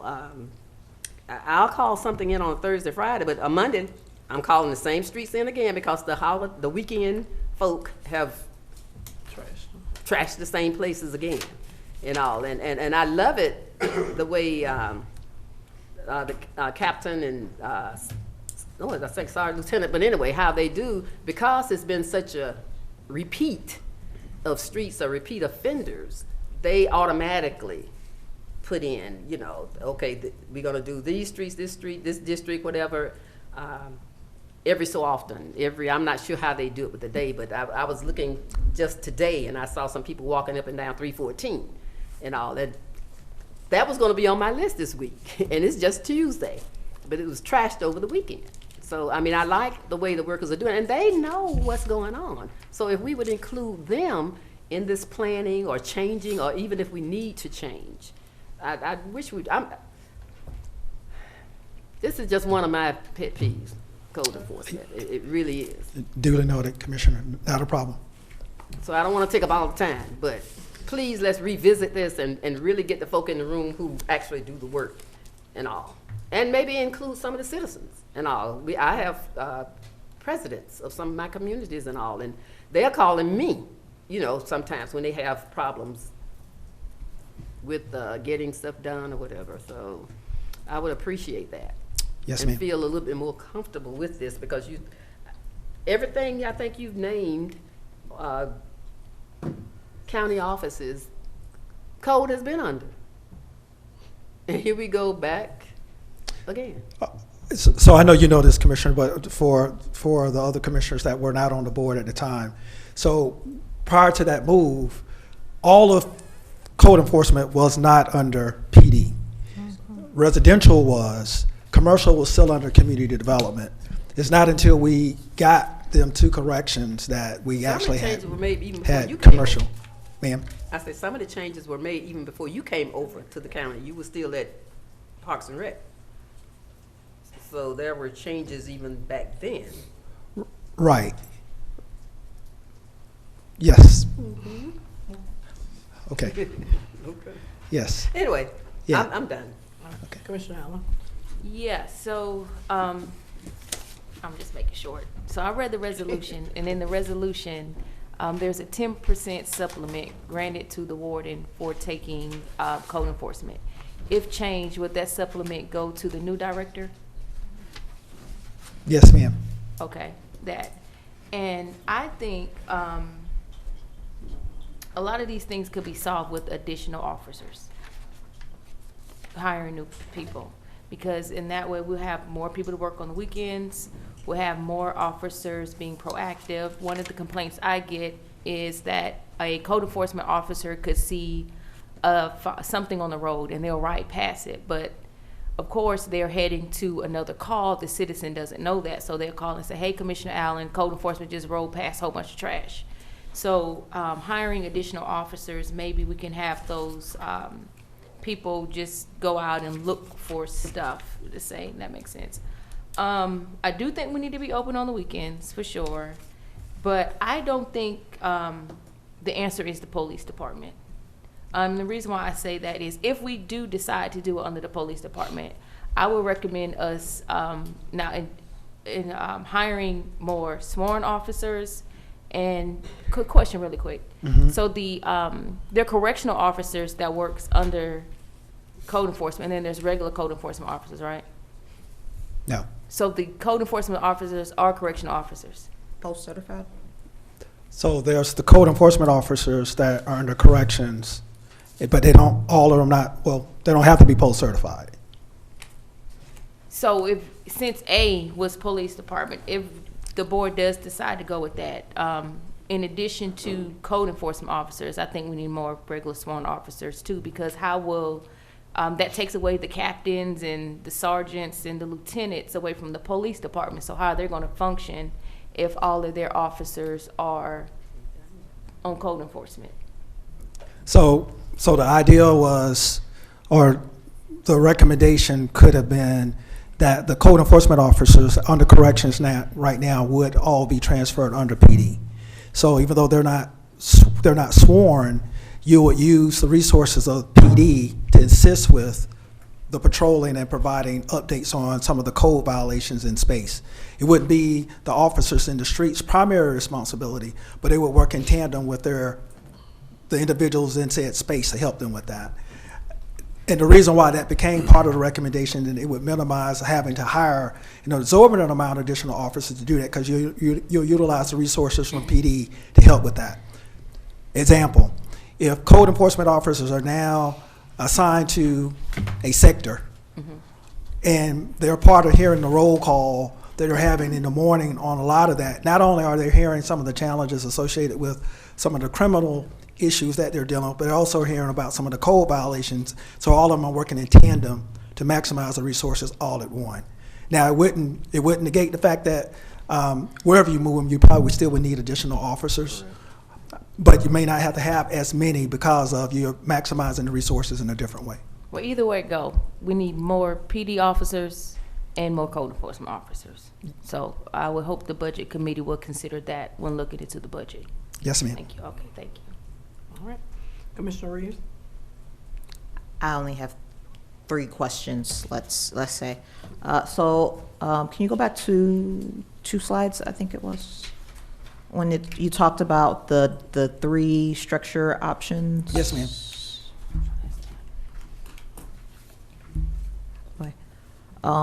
I mean, the first question is probably a non-starter with this group, but nowhere on there that I see, when we talk about all the law enforcement agencies in the county, I didn't see the sheriff's office as an option for moving code enforcement, and I won't ask why, but. Hybrid model D is, you just say field enforcement in public safety, didn't specify PD or anything, it's just public safety. Right. Because one of the things that I've heard, and I did get a chance to do a ride along with code enforcement and a separate ride along with refuse control, but some of the things that I've heard when I talk out with folks in the community is about what teeth do we have behind non-compliance. So if we're talking about, refuse, and we're talking about people who are illegally dumping, and they're illegally dumping multiple times, and you mentioned at the beginning of your presentation that, folks' biggest concern is that the county is being reactive. And so, in reviewing these options, when I think about what teeth are we putting behind compliance or reoffenders, whether that is with the police department or the sheriff's office, like the current model that there is now, if someone gets a ticket from code enforcement because they're grass is too tall and they don't pay, you know, they come before the code enforcement board that I think met today. What happens if they don't pay? What happens, you know, even some of the larger businesses that have been fined and they also don't pay, you know, what teeth is there for non-compliance? And so I want to also see that addressed when we're having a conversation around code enforcement, because some of those violations, it's not around illegal dumping. It is how properties, how certain, you know, businesses, how their parking lots look. Like, part of that is a part of code enforcement. And so when we talk about compliance, I really hope that we also talk about the enforcement aspect of that. That's not really a question, that's more of a statement. I was looking forward to us having this conversation during the retreat, where it could have been a more open discussion and we could have heard from all the different practitioners who would be a part of wherever, if this board decides to move code enforcement, where it would land, and actually have that conversation with the folks who would be affected by that move. We always can extend on the work session and have that, as Commissioner Hamburger has already asked, so we can always put it back on and bring additional individuals to the work session to have the discussion. It doesn't prohibit us from doing that. Is there a timeline for this decision? No, I mean, because the board doesn't have to make the decision. I mean, we can keep it as it is, but the goal was to try to provide some other options, provide some other reflective points about where we are, especially as it pertains to blight, and especially in light of the fact that we're talking about how do we continue to do revenue control and cost avoidance in a lot of different spaces. So again, it's just an opportunity for the board to contemplate that as an option, and if it's the will of the board to bring back others to reflect upon this discussion, we can certainly do that. Okay, thanks. Yes. That's all I got. All right, well, thank you so much, CEO Sanford, Commissioner. I just want to say one more thing. Yes, Please, ma'am. let's take out police department, putting code back under the police department, please. You said take it out, like not an option? Not, right, Okay. not let that be an option. I don't agree with that. So what's the alternative? We've done that. I'd like to see all the options. But with what does Chief monetary Roberts value. We need our police I call you. crime and teaching our citizens about the system. Chief Roberts, did you want to come up? Who clapped? And Warden Deputy Amy, come up, please, as well. And we don't want the political answer. I know I don't. I want the truth. Well, don't ask it in front of all of us. You better take it Look, outside. just give us Madam the Chair, truth. Board, good evening. Give us the D answer for the D. They know what D means. Direct answer. Well, let me say this. Let me back up a little bit. When code enforcement was removed from the police department, I wasn't asked. It was a decision the board made for whatever reason they chose to do so. So now I'm coming to the podium today, and we're asking now about bringing it back. I got plenty of crime and other things to handle besides code enforcement. But if it's the will of the board that code enforcement be under the police department, we'll handle it. It was in the police department when I became chief. I believe the mission, or I thought the reason it was moved, was because there was a correlation between code enforcement and abatement or nuisance abatement. If I'm not mistaken, corrections was the responsible party for the end piece of that formula. Rationally thinking, that makes sense. My ask would be, when's the last time we abated a property in Clayton County? If we haven't, then whatever reason we moved it doesn't make sense now. So once again, I'm the police chief. I don't want animal control. I don't want code enforcement. We're about fighting crime. I didn't ask for it. Hey, I want you But to if be very the correct. county thinks that the most appropriate place for that to rest, That's it. for us to get the effect that we want in the county, is the PD, will handle that. I'll say this too. I kept hearing the word blight up here. Code enforcement, no disrespect to anybody in the room, the reason you have a blight ordinance is because it came from the police chief. You talked about holding businesses accountable for the way they keep their business spaces, like Family Dollars and all those places. it wasn't because of code enforcement or community development. It was your chief of police that created the quality of life task force to hold those businesses accountable because no one else was. That's right. So if you're gonna have pieces in place to solve problems and the problems aren't getting solved, historically it seems it winds back up in my shop anyway. So I say it like that. The board has a decision to make. We got problems. I don't mind solving problems. That's what we do as police departments. But my main priority, or our main priority, is answering 911 calls, not chasing dogs, not handling blighted properties, but we want to see the county move forward. If that means we got to chase dogs, that means we have to hold people accountable for blighted properties, we will. But I would ask, if we're doing all that, what is everybody else doing? You wanted it, there it is. I appreciate That was it. direct. You got everybody else. Thank you. Right. All right. Right. Thank you. That's how I like it, Chief. All right, next. Direct. Keep going. Good evening, Madam Chair. Good evening, Madam Chair and Commissioners. I have to echo some of the things that Chief Roberts said about code enforcement and moving them and all this kind of stuff. I have to say that I'm willing to do whatever is the wish of the board, whatever that is. If it's moved underneath the police department, you know, whatever is better for the county, that's what I'm looking for. If it needs to stay up on the, if it stays up on the corrections, I'm going to support it and do whatever I can to, you know, for the county, for the citizens of Clayton County. Over the last couple of months, I've been looking at different things in codes. There are some things that need to be improved in code. There are some things that need to be changed in code. Sure, it is. I'm aware of that.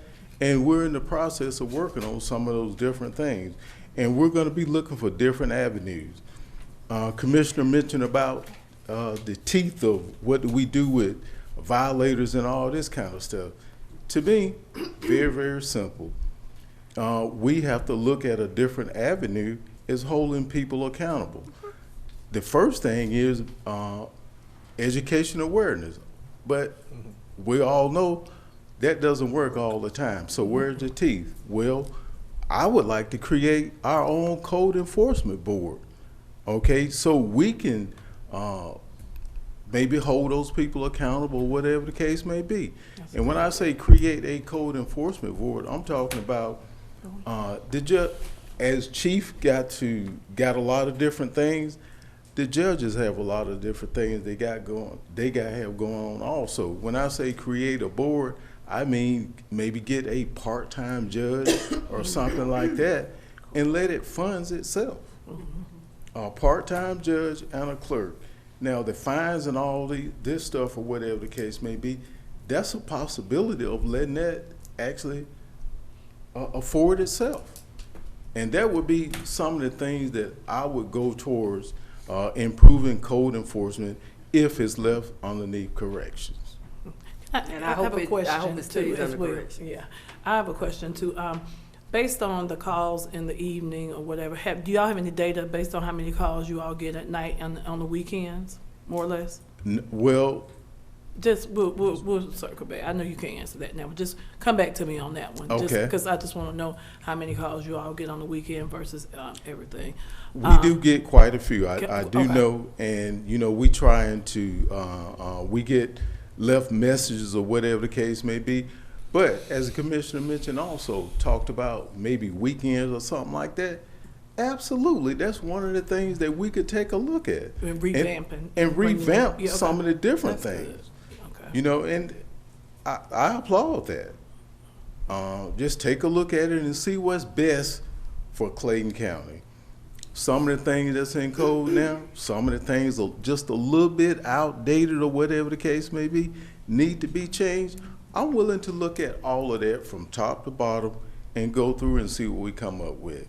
If once we go through it, if it doesn't work, I'll be the first one to tell you, commissioners, it's not working. And you, Yeah. Let's come up with something else.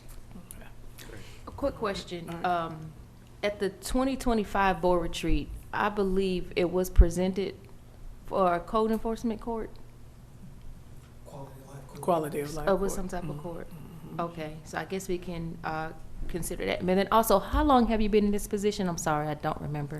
2 months. 2 months. So I think we should allow him time to restructure and do what he need to do to get code enforcement. I think it's only right to grant you the time to make those improvements before we make a change. And Commissioner, how long have you been with the county? County. With corrections? I've been in the county 32 years. Okay. Oh, that's I a mean, whole he lot. knows. Oh, yeah.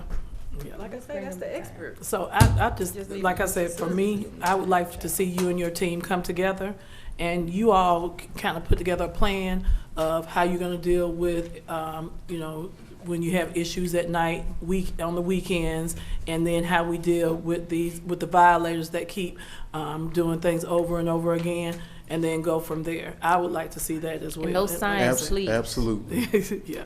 I just want to make two quick things. One is about refuge and code. So I guess if that's agreed upon, that they will do whatever that, you know, we can find out or figure out the difference, because I'll call one and thinking I'll call the other for whatever. Anyway, they get the job done. And the other thing, what Chief Roberts was talking about the courts, whatever, we are still using the retired major.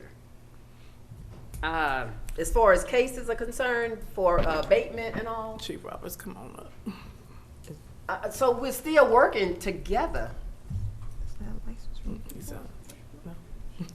We have something now. No, ma'am. He's gone? He's gone. He passed away. Oh, no. Oh, yeah. Yes, ma'am. A while ago. I believe someone in Warden Amy's shop is handling that, but yeah, that major passed away. Major. You would do that. Yeah, Jewett. No, not No, Jewett. not him. The tall guy.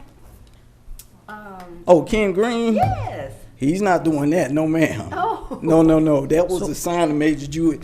Attorney Green was assisting Major Jewett with processing the abatement. Well, when you all do your reorganization and stuff, let's include him.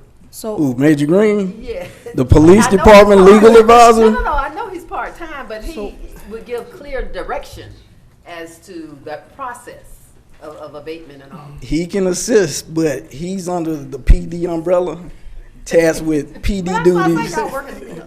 Oh, yeah, absolutely. That part, yes, but what I want to make clear is No, that. and I don't want that under police, I'm serious. Okay, I really don't. all right. I see we have an attorney. Oh, that's wait, but wait. Mr. Reed. Before we do that, can we just get some clarification when you're talking about the different boards? Because we do have the code enforcement board. That's what I was We gonna also talk about. have the license review board. I'm not sure which, is that a different board that specifically does? Yeah. No, that's court. That's what I was talking about. All right. Mr. Reed. So just to make it clear for the, first, good evening, Madam Chair, Madam Vice Chair, Board. To make it clear for the public, nuisance abatements are going on. Our office handles that monthly in conjunction with Chief Magistrate Judge Wright Hill. She holds a calendar monthly to make sure those are going. They're ongoing processes.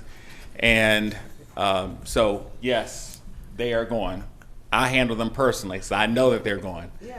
So, I have one now. right. And then the other issue is relating to fines and I guess a code enforcement court.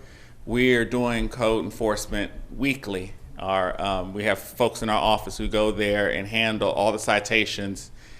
You know, whether that needs a specialized court, I don't know about that. I mean, we're in court every week handling citations that that code enforcement writes. Okay, so I can see that being a part of the process that Warden Amy was talking about. So we work together and all that. All right. Chief. I don't want problems with Attorney Reed. I use the wrong terminology.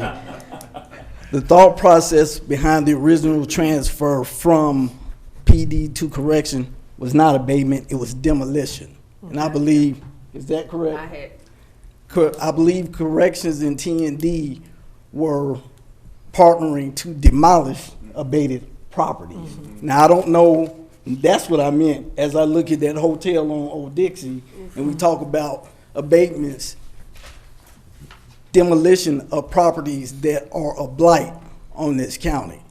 And I thought that was part of the reason that there was a rationale to move code enforcement from the police department to corrections to work in concert to demolish those properties that were abated and blights on the county, and we still got too many.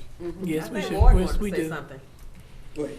But the one thing, and Commissioner Hambrick, I know exactly what you're speaking of when you talk about abated homes. And Chief, before you started as the chief, the correction department and the police department worked together in tandem doing abatements. Right. That's when the things were bad, and we had to take inmates that would go do abated homes or whatever the case may be. Now, all the paperwork was generated from your office that came to the corrections department, and once we got the paperwork, we went and actually did all the abatements and sent it back to the police department. And that was before you was the chief. And that was before you came on board, Yeah, too. thank y'all for the history lesson. That was good, too. Thank you. He just articulated why it was moved under their shop. Right, exactly. And that's why I think I think it's under the right, I think it's at the right place. It's just that hopefully they can do some reorganizing or whatever. Yeah. Does that sound okay, Mr. COO? Whatever the pleasure of the board. Can we go sit down now? Yes, y'all may be seated. Thank you. Thank you so much. Just one more Okay. thing, though. Sure. One thing about the code enforcement and refuge control actually works together now. We all work together. The correction department is in charge of both of those particular divisions, and we're all working together now. Okay. So that will continue to happen, and we just need to improve it just a little and go from there. Well, just like I said, come up with a plan, for the board. They already working on And things, COO Yes, as ma'am. well, come up with that plan and include everybody in it, just as everybody's asked, and to summarize it, and then bring it back, and then we can move from there and go from Yes, there. ma'am. Thank you. Thank you. All right. Next on our agenda will be time and decision for jail bonds, and that will be our financial advisor, Mr. Ed Walls. Mr. Ed Wall. Good evening, Madam Chair. How you doing? How you doing, sir? So, next slide, please, sir. Next slide. So, I'm not going to bore you with this, but this was the referendum resolution. It put all the projects for the cities and the county and what the SPLOST was voted for. And you all know that you can only spend the money on exactly what was listed in this list, and the cities are also there. Next slide, please. Also, in the referendum resolution, you approved a $60 million bond issue, and I've highlighted it in yellow. And the Georgia law, Georgia Constitution, makes you say what the maturities will be and how much will mature in each year. And it asks you to give a maximum interest rate not to exceed. And that rate we put in the referendum resolution was 5.5%. I would expect when we sell the bonds, it'll be somewhere in the threes, because the Federal Reserve has lowered the interest rate a lot since we approved this referendum resolution back last summer. And then paragraph 3 I've highlighted in yellow. It says the remaining, let me get it on my machine here. The remaining proceeds of the SPLOST will be used to fund the capital outlay projects specified herein to the extent such capital outlay projects have not been funded with proceeds of the debt and pay capitalized interest through and including August 1, 27. Now, why did we add that capitalized interest? The new SPLOST doesn't start to be levied until January 1 of 27, but this was approved November of 25. And so cities and counties and schools, when they want to issue bonds before the revenue that's going to pay the bonds starts to be levied, We include capitalized interest, just like a home builder borrows more money to build a spec home so that they can pay interest on the loan until such time as they get the house sold. And so we included capitalized interest in case you wanted to issue the bonds earlier than January of 27. Next slide, please, sir. So here you can see these would be 6-year bonds equal to the 6-year SPLOST. And you can see if we issued them and closed it on April the 15th this year, you can see the interest and principal payments for the next 6 years.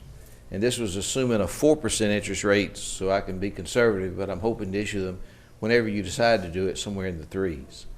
Next slide. So I highlight in red, notice that if you decide to issue them early, the earliest we could probably close it is April the 15th. Once you all decide to do it, we have to send out bids to get the interest rate, and then we have to prepare the bond resolution. We have to bring it back to you to approve it, and then Chuck has to go to the Superior Court of Clayton County and get the bonds validated. That takes a 3-week process. So about the earliest we can get it done is sometime in April. Next slide, please, sir. I highlight here in red the 2 interest payments that you would have. The August 1st of this year interest payment and the February 1st of next year. And the way SPLOST works, if it starts to be levied on January, you won't get the first check until the end of February. And this payment comes due February 1st. And so these 2 payments would need to be paid from the capitalized interest. And the total of those 2 is like $1.9 million. Next slide. So if we borrowed $60 million, you'd put it in the bank, and it'd probably take a couple of years to spend it all. And so I've assumed that over the course of 2026, until the new SPLOST gets levied, you'll have about $40 million on average. And right now, the Georgia Fund 1's paying 3.8%. And I assume the Fed's going to lower rates another 2 times sometime in 26. And so I've just said, let's drop it to 3.5%.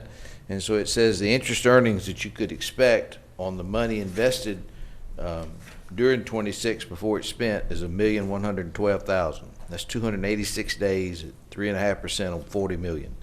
And I think it'll be more than that, but I was being conservative. Next slide, please. So the net cost of issuing the SPLOST bonds early is $1,906,000 minus the projected earnings of $1,001,000. So the net cost is about $794,000. You divide that by 60 million, and it's about 1.2%. And so if you wanted to do the projects at the jail early, and you think inflation's more than 1.2%, then you'd be better off to issue the bonds early. Next slide. This was the chart that you saw when you approved the SPLOST. And it shows that the collections are expected to be at 0% growth rate over 6 years, $412 million. You can see it's an average annual amount of $68.7 million per year. You took the $60 million as a level 1 project for the jail, the $60 million. It left $352 million to be divided between yourself and the cities. You picked the lost percentages to divide it with the cities. So you can see each one of the cities' share. And your share at the bottom is 66.59% of $234 million. Next page. That's it. Okay. All right, board members, do y'all have any questions at this time? I'll start with Commissioner Reeves. Oh, I'm waiting to talk to SSDs. All right, Commissioner Allen. Yes. Now I want to just put a pin in there. So this actually includes the jail, the courthouse, and the juvenile court. So all 60 million is not just for the jail. I want to put that on the record for clarity. Yes, ma'am. But also, you spoke about the capitalized interest.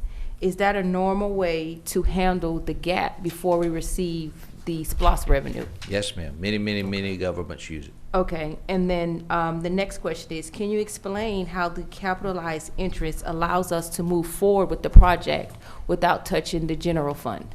Correct. So you saw that you have to pay the August 1/26 payment and the February 1/27 payment. And so you would use money from the 60 million itself to make that payment and not use the general fund. And then as the SPLOST comes in, it will pick up making all those payments. And the SPLOST doesn't have to reimburse anything. There's just more SPLOST pay as you go because you use part of the 60 million as capitalized interest to make those two payments. All righty, thank you. That Yes, answered ma'am. my questions. Okay. All right, Mr. Okay. Davis. Well, Okay, Commissioner. she asked one of my questions, so I'm glad about that one. These interest payments, I know with this new Fed chair, and they're estimating 2 times to cut those rates. Are these interest payments fixed? Yes, sir. Are they? Okay, that's one. And 2, can you explain, what is it, the Georgia Fund 1? What is, I'm not So familiar with the that. state of Georgia has a mutual fund that it Okay. manages for its own money and for, on behalf of local governments, cities, counties, and authorities. And so you can participate in Georgia Fund 1 if you're a city, county, or authority. They buy only U.S. treasuries and agencies guaranteed by the U.S. government with a maturity no greater than 3 months, 90 days. And so it's short term. And it's like a mutual fund. It guarantees a net asset value of $1. So it fits underneath Georgia law as a permitted investment, and it has the highest rate of return, and it's a money market account. So if you want your money tomorrow, you just let them know by 2 o'clock today. So it's not like a CD at a bank with a maturity date. And it has about the highest interest rate you can get on a money market. Truist is paying about 3.3%. Wells Fargo's paying about 3.1%, and right now it's at 3.8. Okay. So if that is outpacing our interest rate, what can those net funds be used for? Anything for which the SPLOST was voted. Within this process was voted, okay. All right, board members, are there any questions at this time? All right, seeing none, we'll move on to the funding streams, diversification. Wait one moment. Financial advisor. The agenda item was decision on the timing. So what Mr. Walls and the CFO needs from us is a decision. So are we going to issue it now, or are we going to wait until next year? Or that is what they need from us today, a decision. But we can't vote on this. We so- can't vote on it, so Can't vote are on you it. saying What's a the board decision as far as? On the timing, we're not voting on the timing. Well, Chuck. Whether we, yeah, Chuck, you need to give us guidance on this because. Where does our,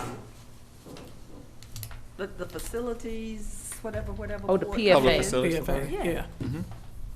Do they come in on this in any form, fashion, or? So, the public, and I'll bring Ed back up here, but I believe the Public Facilities Authority can actually be the one that issues the bonds, correct? They could, but because you have voter-approved general obligation bonds, you do not need the Public Facilities Authority to do it. You can do it direct, only because the voters actually approve the bonds. So these are Clayton County general obligation bonds approved by the voters. So you would be the issuer and not the PFA. All right, Well, let me ask this question. all right. Well, would that Commissioner rate, Davis? well, would that rate be any different from what we get going through the normal bond process as the So voters if the have? PFA issues bonds, it's secured by your M&O millage rate. And since it's general obligation bonds, it's actually secured by your general obligation bond tax digest, which is a higher number. So the GO bonds should carry a wee bit lower interest rate than bonds issued through the PFA. Yeah, okay. That's what I was hearing as soon as you said that. Thank you. So what is the benefit of issuing now so we could start it by April 15th versus waiting 2027? So if the projects that you want to do, if you feel like they're time sensitive and needed, if you delayed, you'd be delaying the projects for a whole nother year. If you wanted to get started now, by getting it started now, I showed you it only cost about 1.2%. And so the thing then in finance, you ask yourself, by doing the project now, is it something you really, really need and want to get done now? And whatever you do, whatever you buy, will inflation be greater than 1.2%? Okay, so Mr. Stanford, let me ask you this, because I think some people are confused on what item number 4 is, what you place on the agenda. It says timing decision.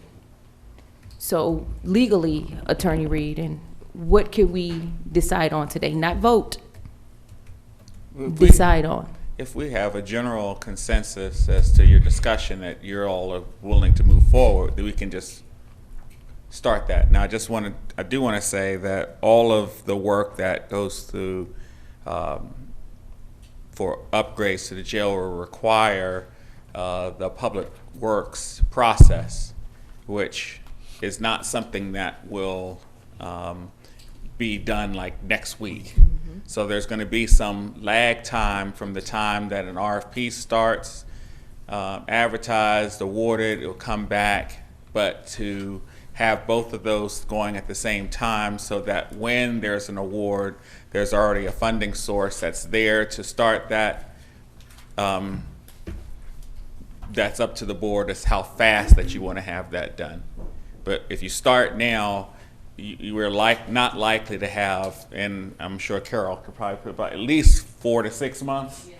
Yeah, so 4 to 6 months before we would even get to a point where we're talking about an award. So, we could time it so that the bond money is available around that 4 to 6 month time, or now. It's really up to how the board wants to move Well, to forward. receive it now, we'd have to start paying the interest payment, correct? Correct. So, depending on the interest rate, if we got an interest rate of say 3.75 and it's earning 3.8, then you would not be losing anything to do it now.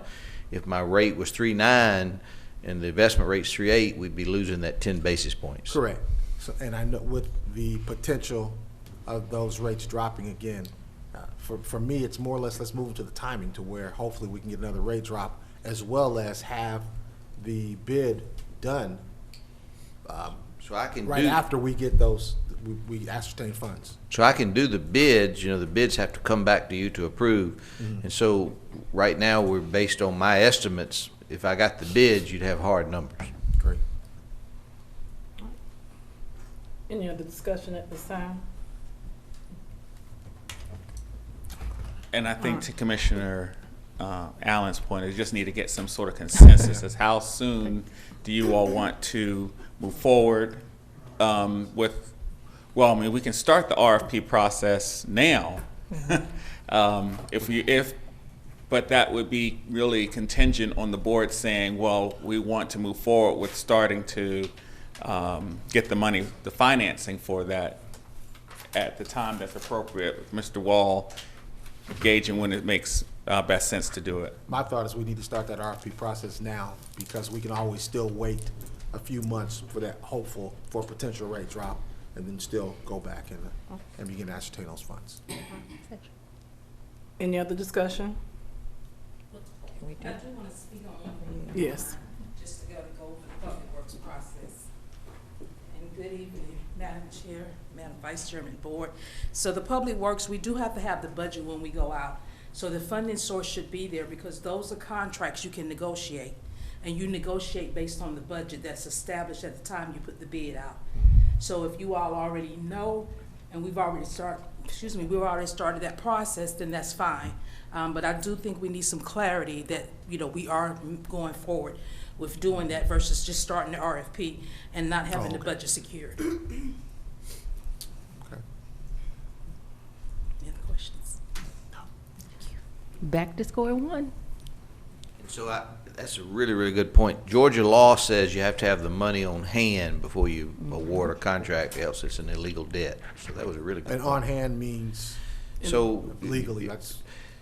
If the voters have approved it, if you're in the process of getting the bid, he's in the process of doing the validation, that's good enough. That's good enough, okay.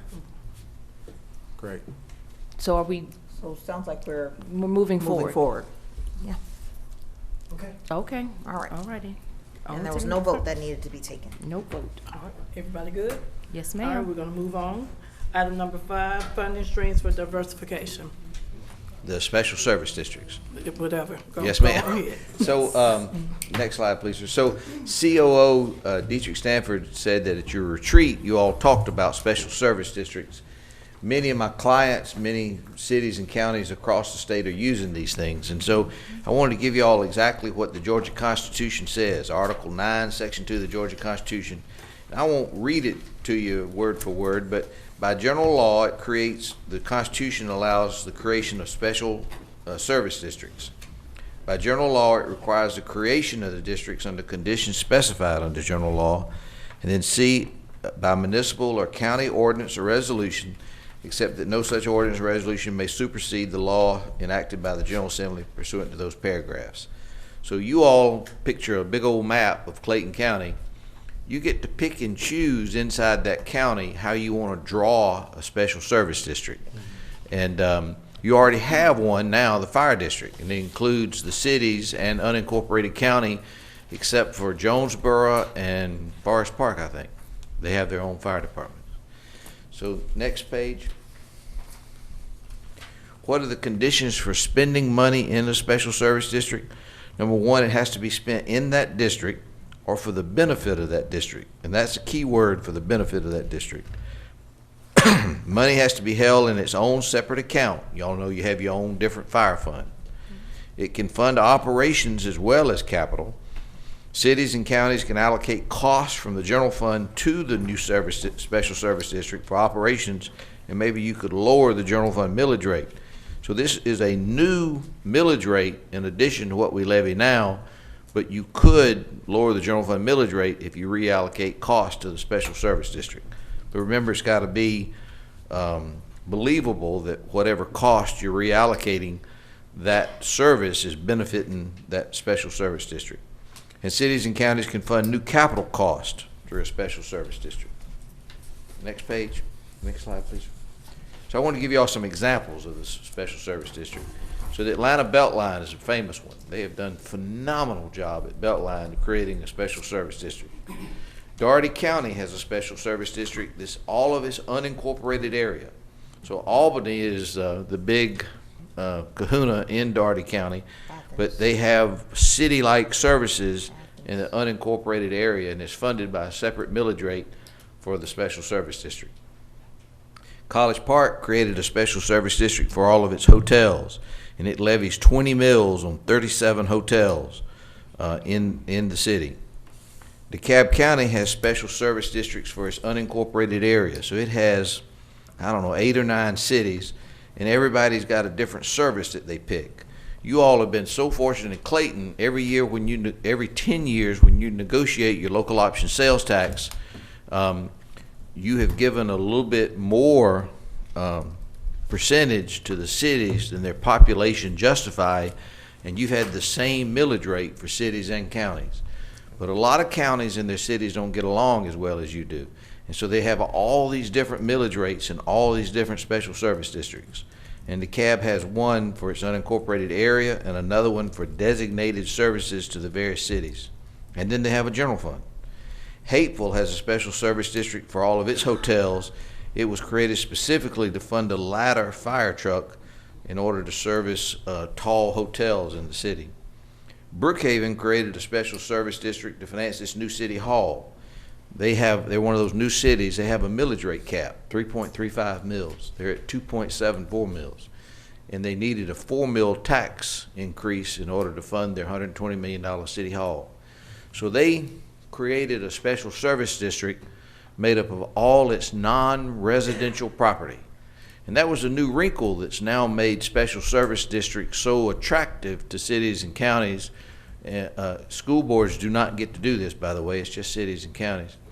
And it allowed them to levy 4 mills on all the commercial areas, businesses, and not on residential. And they funded their city hall by using that new special service district. Dorville has a special service district to fund its new city center. And then Clayton County already has one with the fire district. Next page. What would a special service district look like in Clayton if you use the Brookhaven model? So I take your 25 tax digests, and you can see your residential was $7.6 billion, and your total gross tax digest was $15.097 billion. So I subtract those two numbers from each other. Your commercial and industrial tax base is $7.4 billion. Next slide, please. 7.4 billion times 1 mil would be $7,420,000 for each 1 mil. And so the way Brookhaven did it, and Stockbridge recently did it as well, the special service district doesn't have to be contiguous. It can be all ways around. And so you meet with the GIS, and the GIS maps a district made up everything except for residential. And so this is a way for you to come up with a new revenue source, but it won't impact residential. Next page. I just want to give you a list of the county and the city millage rate so you would know it. The county's 14.552, the county fire is 4, and then you can see what the city millage rates are. I'm open for questions, Madam Chair. All right, board members, do you have any questions at this time? All right, Commissioner Reeves. Oh, yeah, I'm very excited about these. Department of Community Affairs had discussed these at the housing conference they did in Savannah, but I was under the impression that SSDs had to be, that special service districts had to be within a tax allocation district. But No, you're ma'am. saying that is not the case. No, ma'am. So if, for instance, earlier today, I was talking about small area planning within District 1, and other commissioners can do small area planning as well. So if there was a particular area that a commissioner was interested in revitalizing, potentially purchase, let me rephrase that so that it is a question. If there were an area in my district where I saw that there is potential for development, and we were able to have a special service district, could those future funds be used, and maybe I'm confusing it with the tax allocation district, but around buying property? Yes, ma'am. So Okay. a TAD and a SSD are kind of like, but they're also different. So a TAD freezes the assessment in its district, and you get everybody's millage rate that participates in that district, the increment on the growth. A special service district, SSD, is just a brand new tax in addition to everything else that's being levied. And in a TAD, you have to go ask everybody's permission. A special service district is only controlled by y'all, and you create it, and it could be as much as a subdivision or countywide. Thank you. Yes, ma'am. I was just thinking that as well, especially down Terra Boulevard, which really has a lot of businesses and things of that nature. I think a TAD would definitely be good down that corridor. You mean a SSD? I mean, I'm sorry, SSD would be good down down that corridor. So Right. yeah, that And would be one good. thing too, there's one other thing called a CID. Yeah, we got a CID. And so at the that one airport. has to be approved in a vote by 75% by value of the property owners in the CID, and it's limited to 5 mil tax. The SSD has no limitation on the millage rate, and only y'all approve it. Now I have a question too. How do you balance it out, meaning that you don't overspend, or how do you balance that out?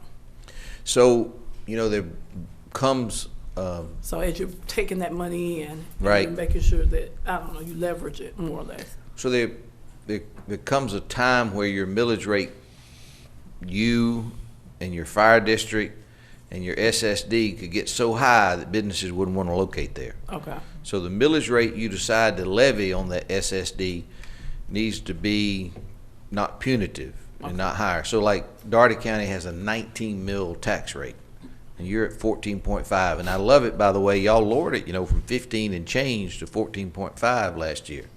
And I know y'all need the money, but you're getting the millage rate down where you have room. If you wanted to do an SSD, you could add millage rate on top of that, and it won't be prohibitive.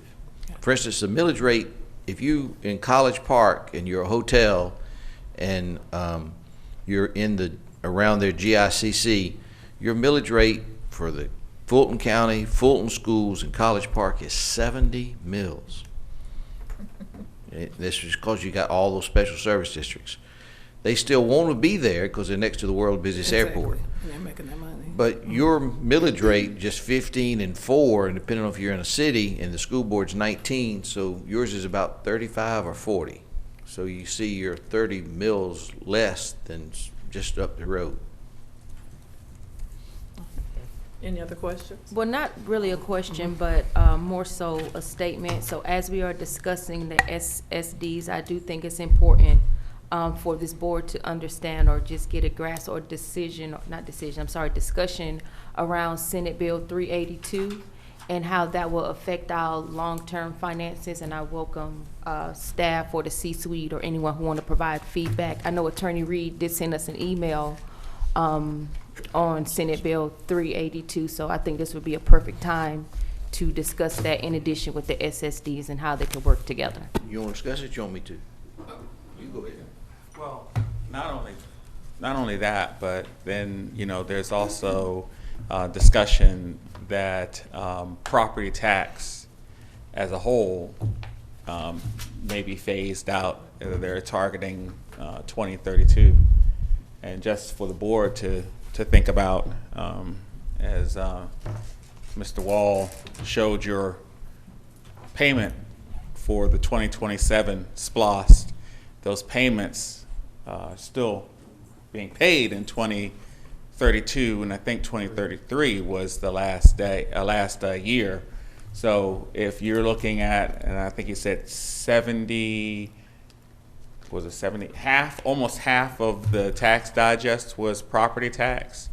You're looking at a significant decrease if that does pass in 2032. I know that's not the question that you asked, but I did want to just make you aware of that. And I don't know whether the SSDs will be enough to, you know, to offset. And I have a question for Ed, and he might be able to answer that. When it says spend in that area, it's really only for that particular area for terrible. Okay. So if I could add a little bit to that. So, you know, the House is focused on property tax and the Senate is focused on income tax. And there's all these, I think there's more than one bill being drafted. I don't know how many of them have been dropped. But y'all know for 42 years, I represented city and county governments all across Georgia. Your credit rating is AA. If what the General Assembly is talking about actually happens, everybody's credit rating is going to suffer. It'll drop. They're talking about not only limiting how much your assessment can go up, but if you got in the middle of a recession and sales tax declined and you had to raise property taxes to fund police and fire, you couldn't. They'd limit you that you couldn't raise the millage rate greater than inflation either. Give you an example of that. 2008, DeKalb County's tax digest fell 40%. Sales taxes fell 40%. So to keep the doors open, they had to raise their millage rate 4 mills in 1 year. And their credit rating fell from AAA down to BBB, and then Standard & Poor's withdrew it altogether. They finally got it back to AA by Moody's. And so my point in saying all that is that I know ACCG and Georgia Municipal Association and Georgia School Board Association are trying to talk to the General Assembly members, and the concept of substituting sales tax for property tax is a negative for credit for city and county governments. And so in my world, you need a mixture of revenue: business license, franchise fees, property taxes, sales taxes. And any government that's overly reliant on any one of those is a credit negative. So to give you an example, I represent a lot of school systems in Georgia. Alabama funds most of its school systems and county governments on sales tax. When you have a recession, all their teachers apply for jobs here. I see it just massive amounts, because the only thing those governments can do in Alabama is let them go, lay them off. And so if the General Assembly is successful in doing that, it'll greatly upend municipal finance. And I just hope sanity comes over them and they don't do it. I hope somebody is talking with our lobbyists about this. Yes. And you know, hopefully they're pushing this for, you know, for it not to pass. I hope so. And all, so Well, we need to stay on that since we paying them. Yeah, in our delegation, yesterday, the Young Dems, they were at the Capitol, so some of our representatives did come and speak with us, and that was one of the things that they talked about, them trying to get rid of property taxes and sales taxes, and we talked about how citizens would lose services such as your fire, police, things of that nature. So that was one of the things that they brought out, and that they would be going down there fighting. So that would not happen. And, you know, to eliminate, and to Yeah. eliminate property tax, you know, you get to take property taxes off your federal income tax. You don't sales tax. And to eliminate property taxes, that means they're going to let you fund all of your government 100% on sales taxes. But you can't do that And if if you you don't have a no recession, sales taxes. the sales tax is the most elastic of revenues. And speak to the board about, part of our conversation was about if you're dependent upon sales tax as your means to fund government, when you're a county that's at the cap right now about how that penny is spent, Right. what happens in that case? So, like the legislature, the MARTA tax puts the 5 counties in metropolitan Atlanta area at a significant disadvantage.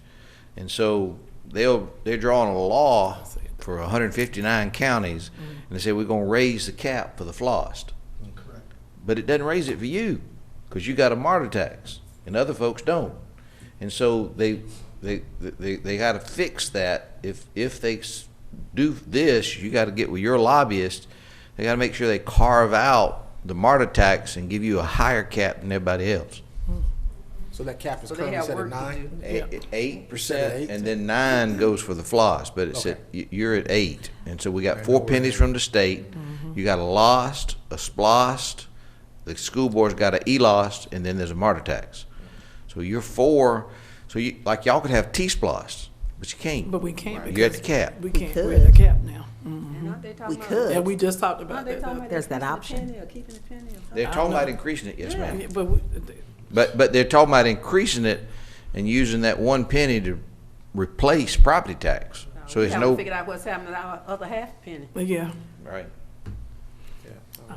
Personally, I just think, I think it is gonna fail, but I believe what they're using it for is to increase the likelihood of pushing House Bill 581. I swear, I think it is. So that Senate bill, what's the number, Commissioner 382. Allen? 352? 382. 380, it makes it mandatory. Correct. So 65% of governments opted out of And 581. that's why they want, because I've heard the last drop, they actually wanted to add something in. Right. To where if it doesn't, you have to now, you're mandated to opt back in the 581. Correct. And we have to remember we have a governor's race coming up. Yeah, oh yeah, that's And right. that other Governor, bill lieutenant that governor, y'all everything. voted on for the, what is it, 380, what the board did? The local legislation Yeah, around with the that, yeah. senior exemption. 870, that too. Is that, you done? Yes, ma'am. Thank you all very much. Thank you, All Madam right, Chair. thank you so much. All right. I just want to thank everybody for coming out tonight. This meeting is adjourned, and thank you guys, and have a wonderful rest of your evening.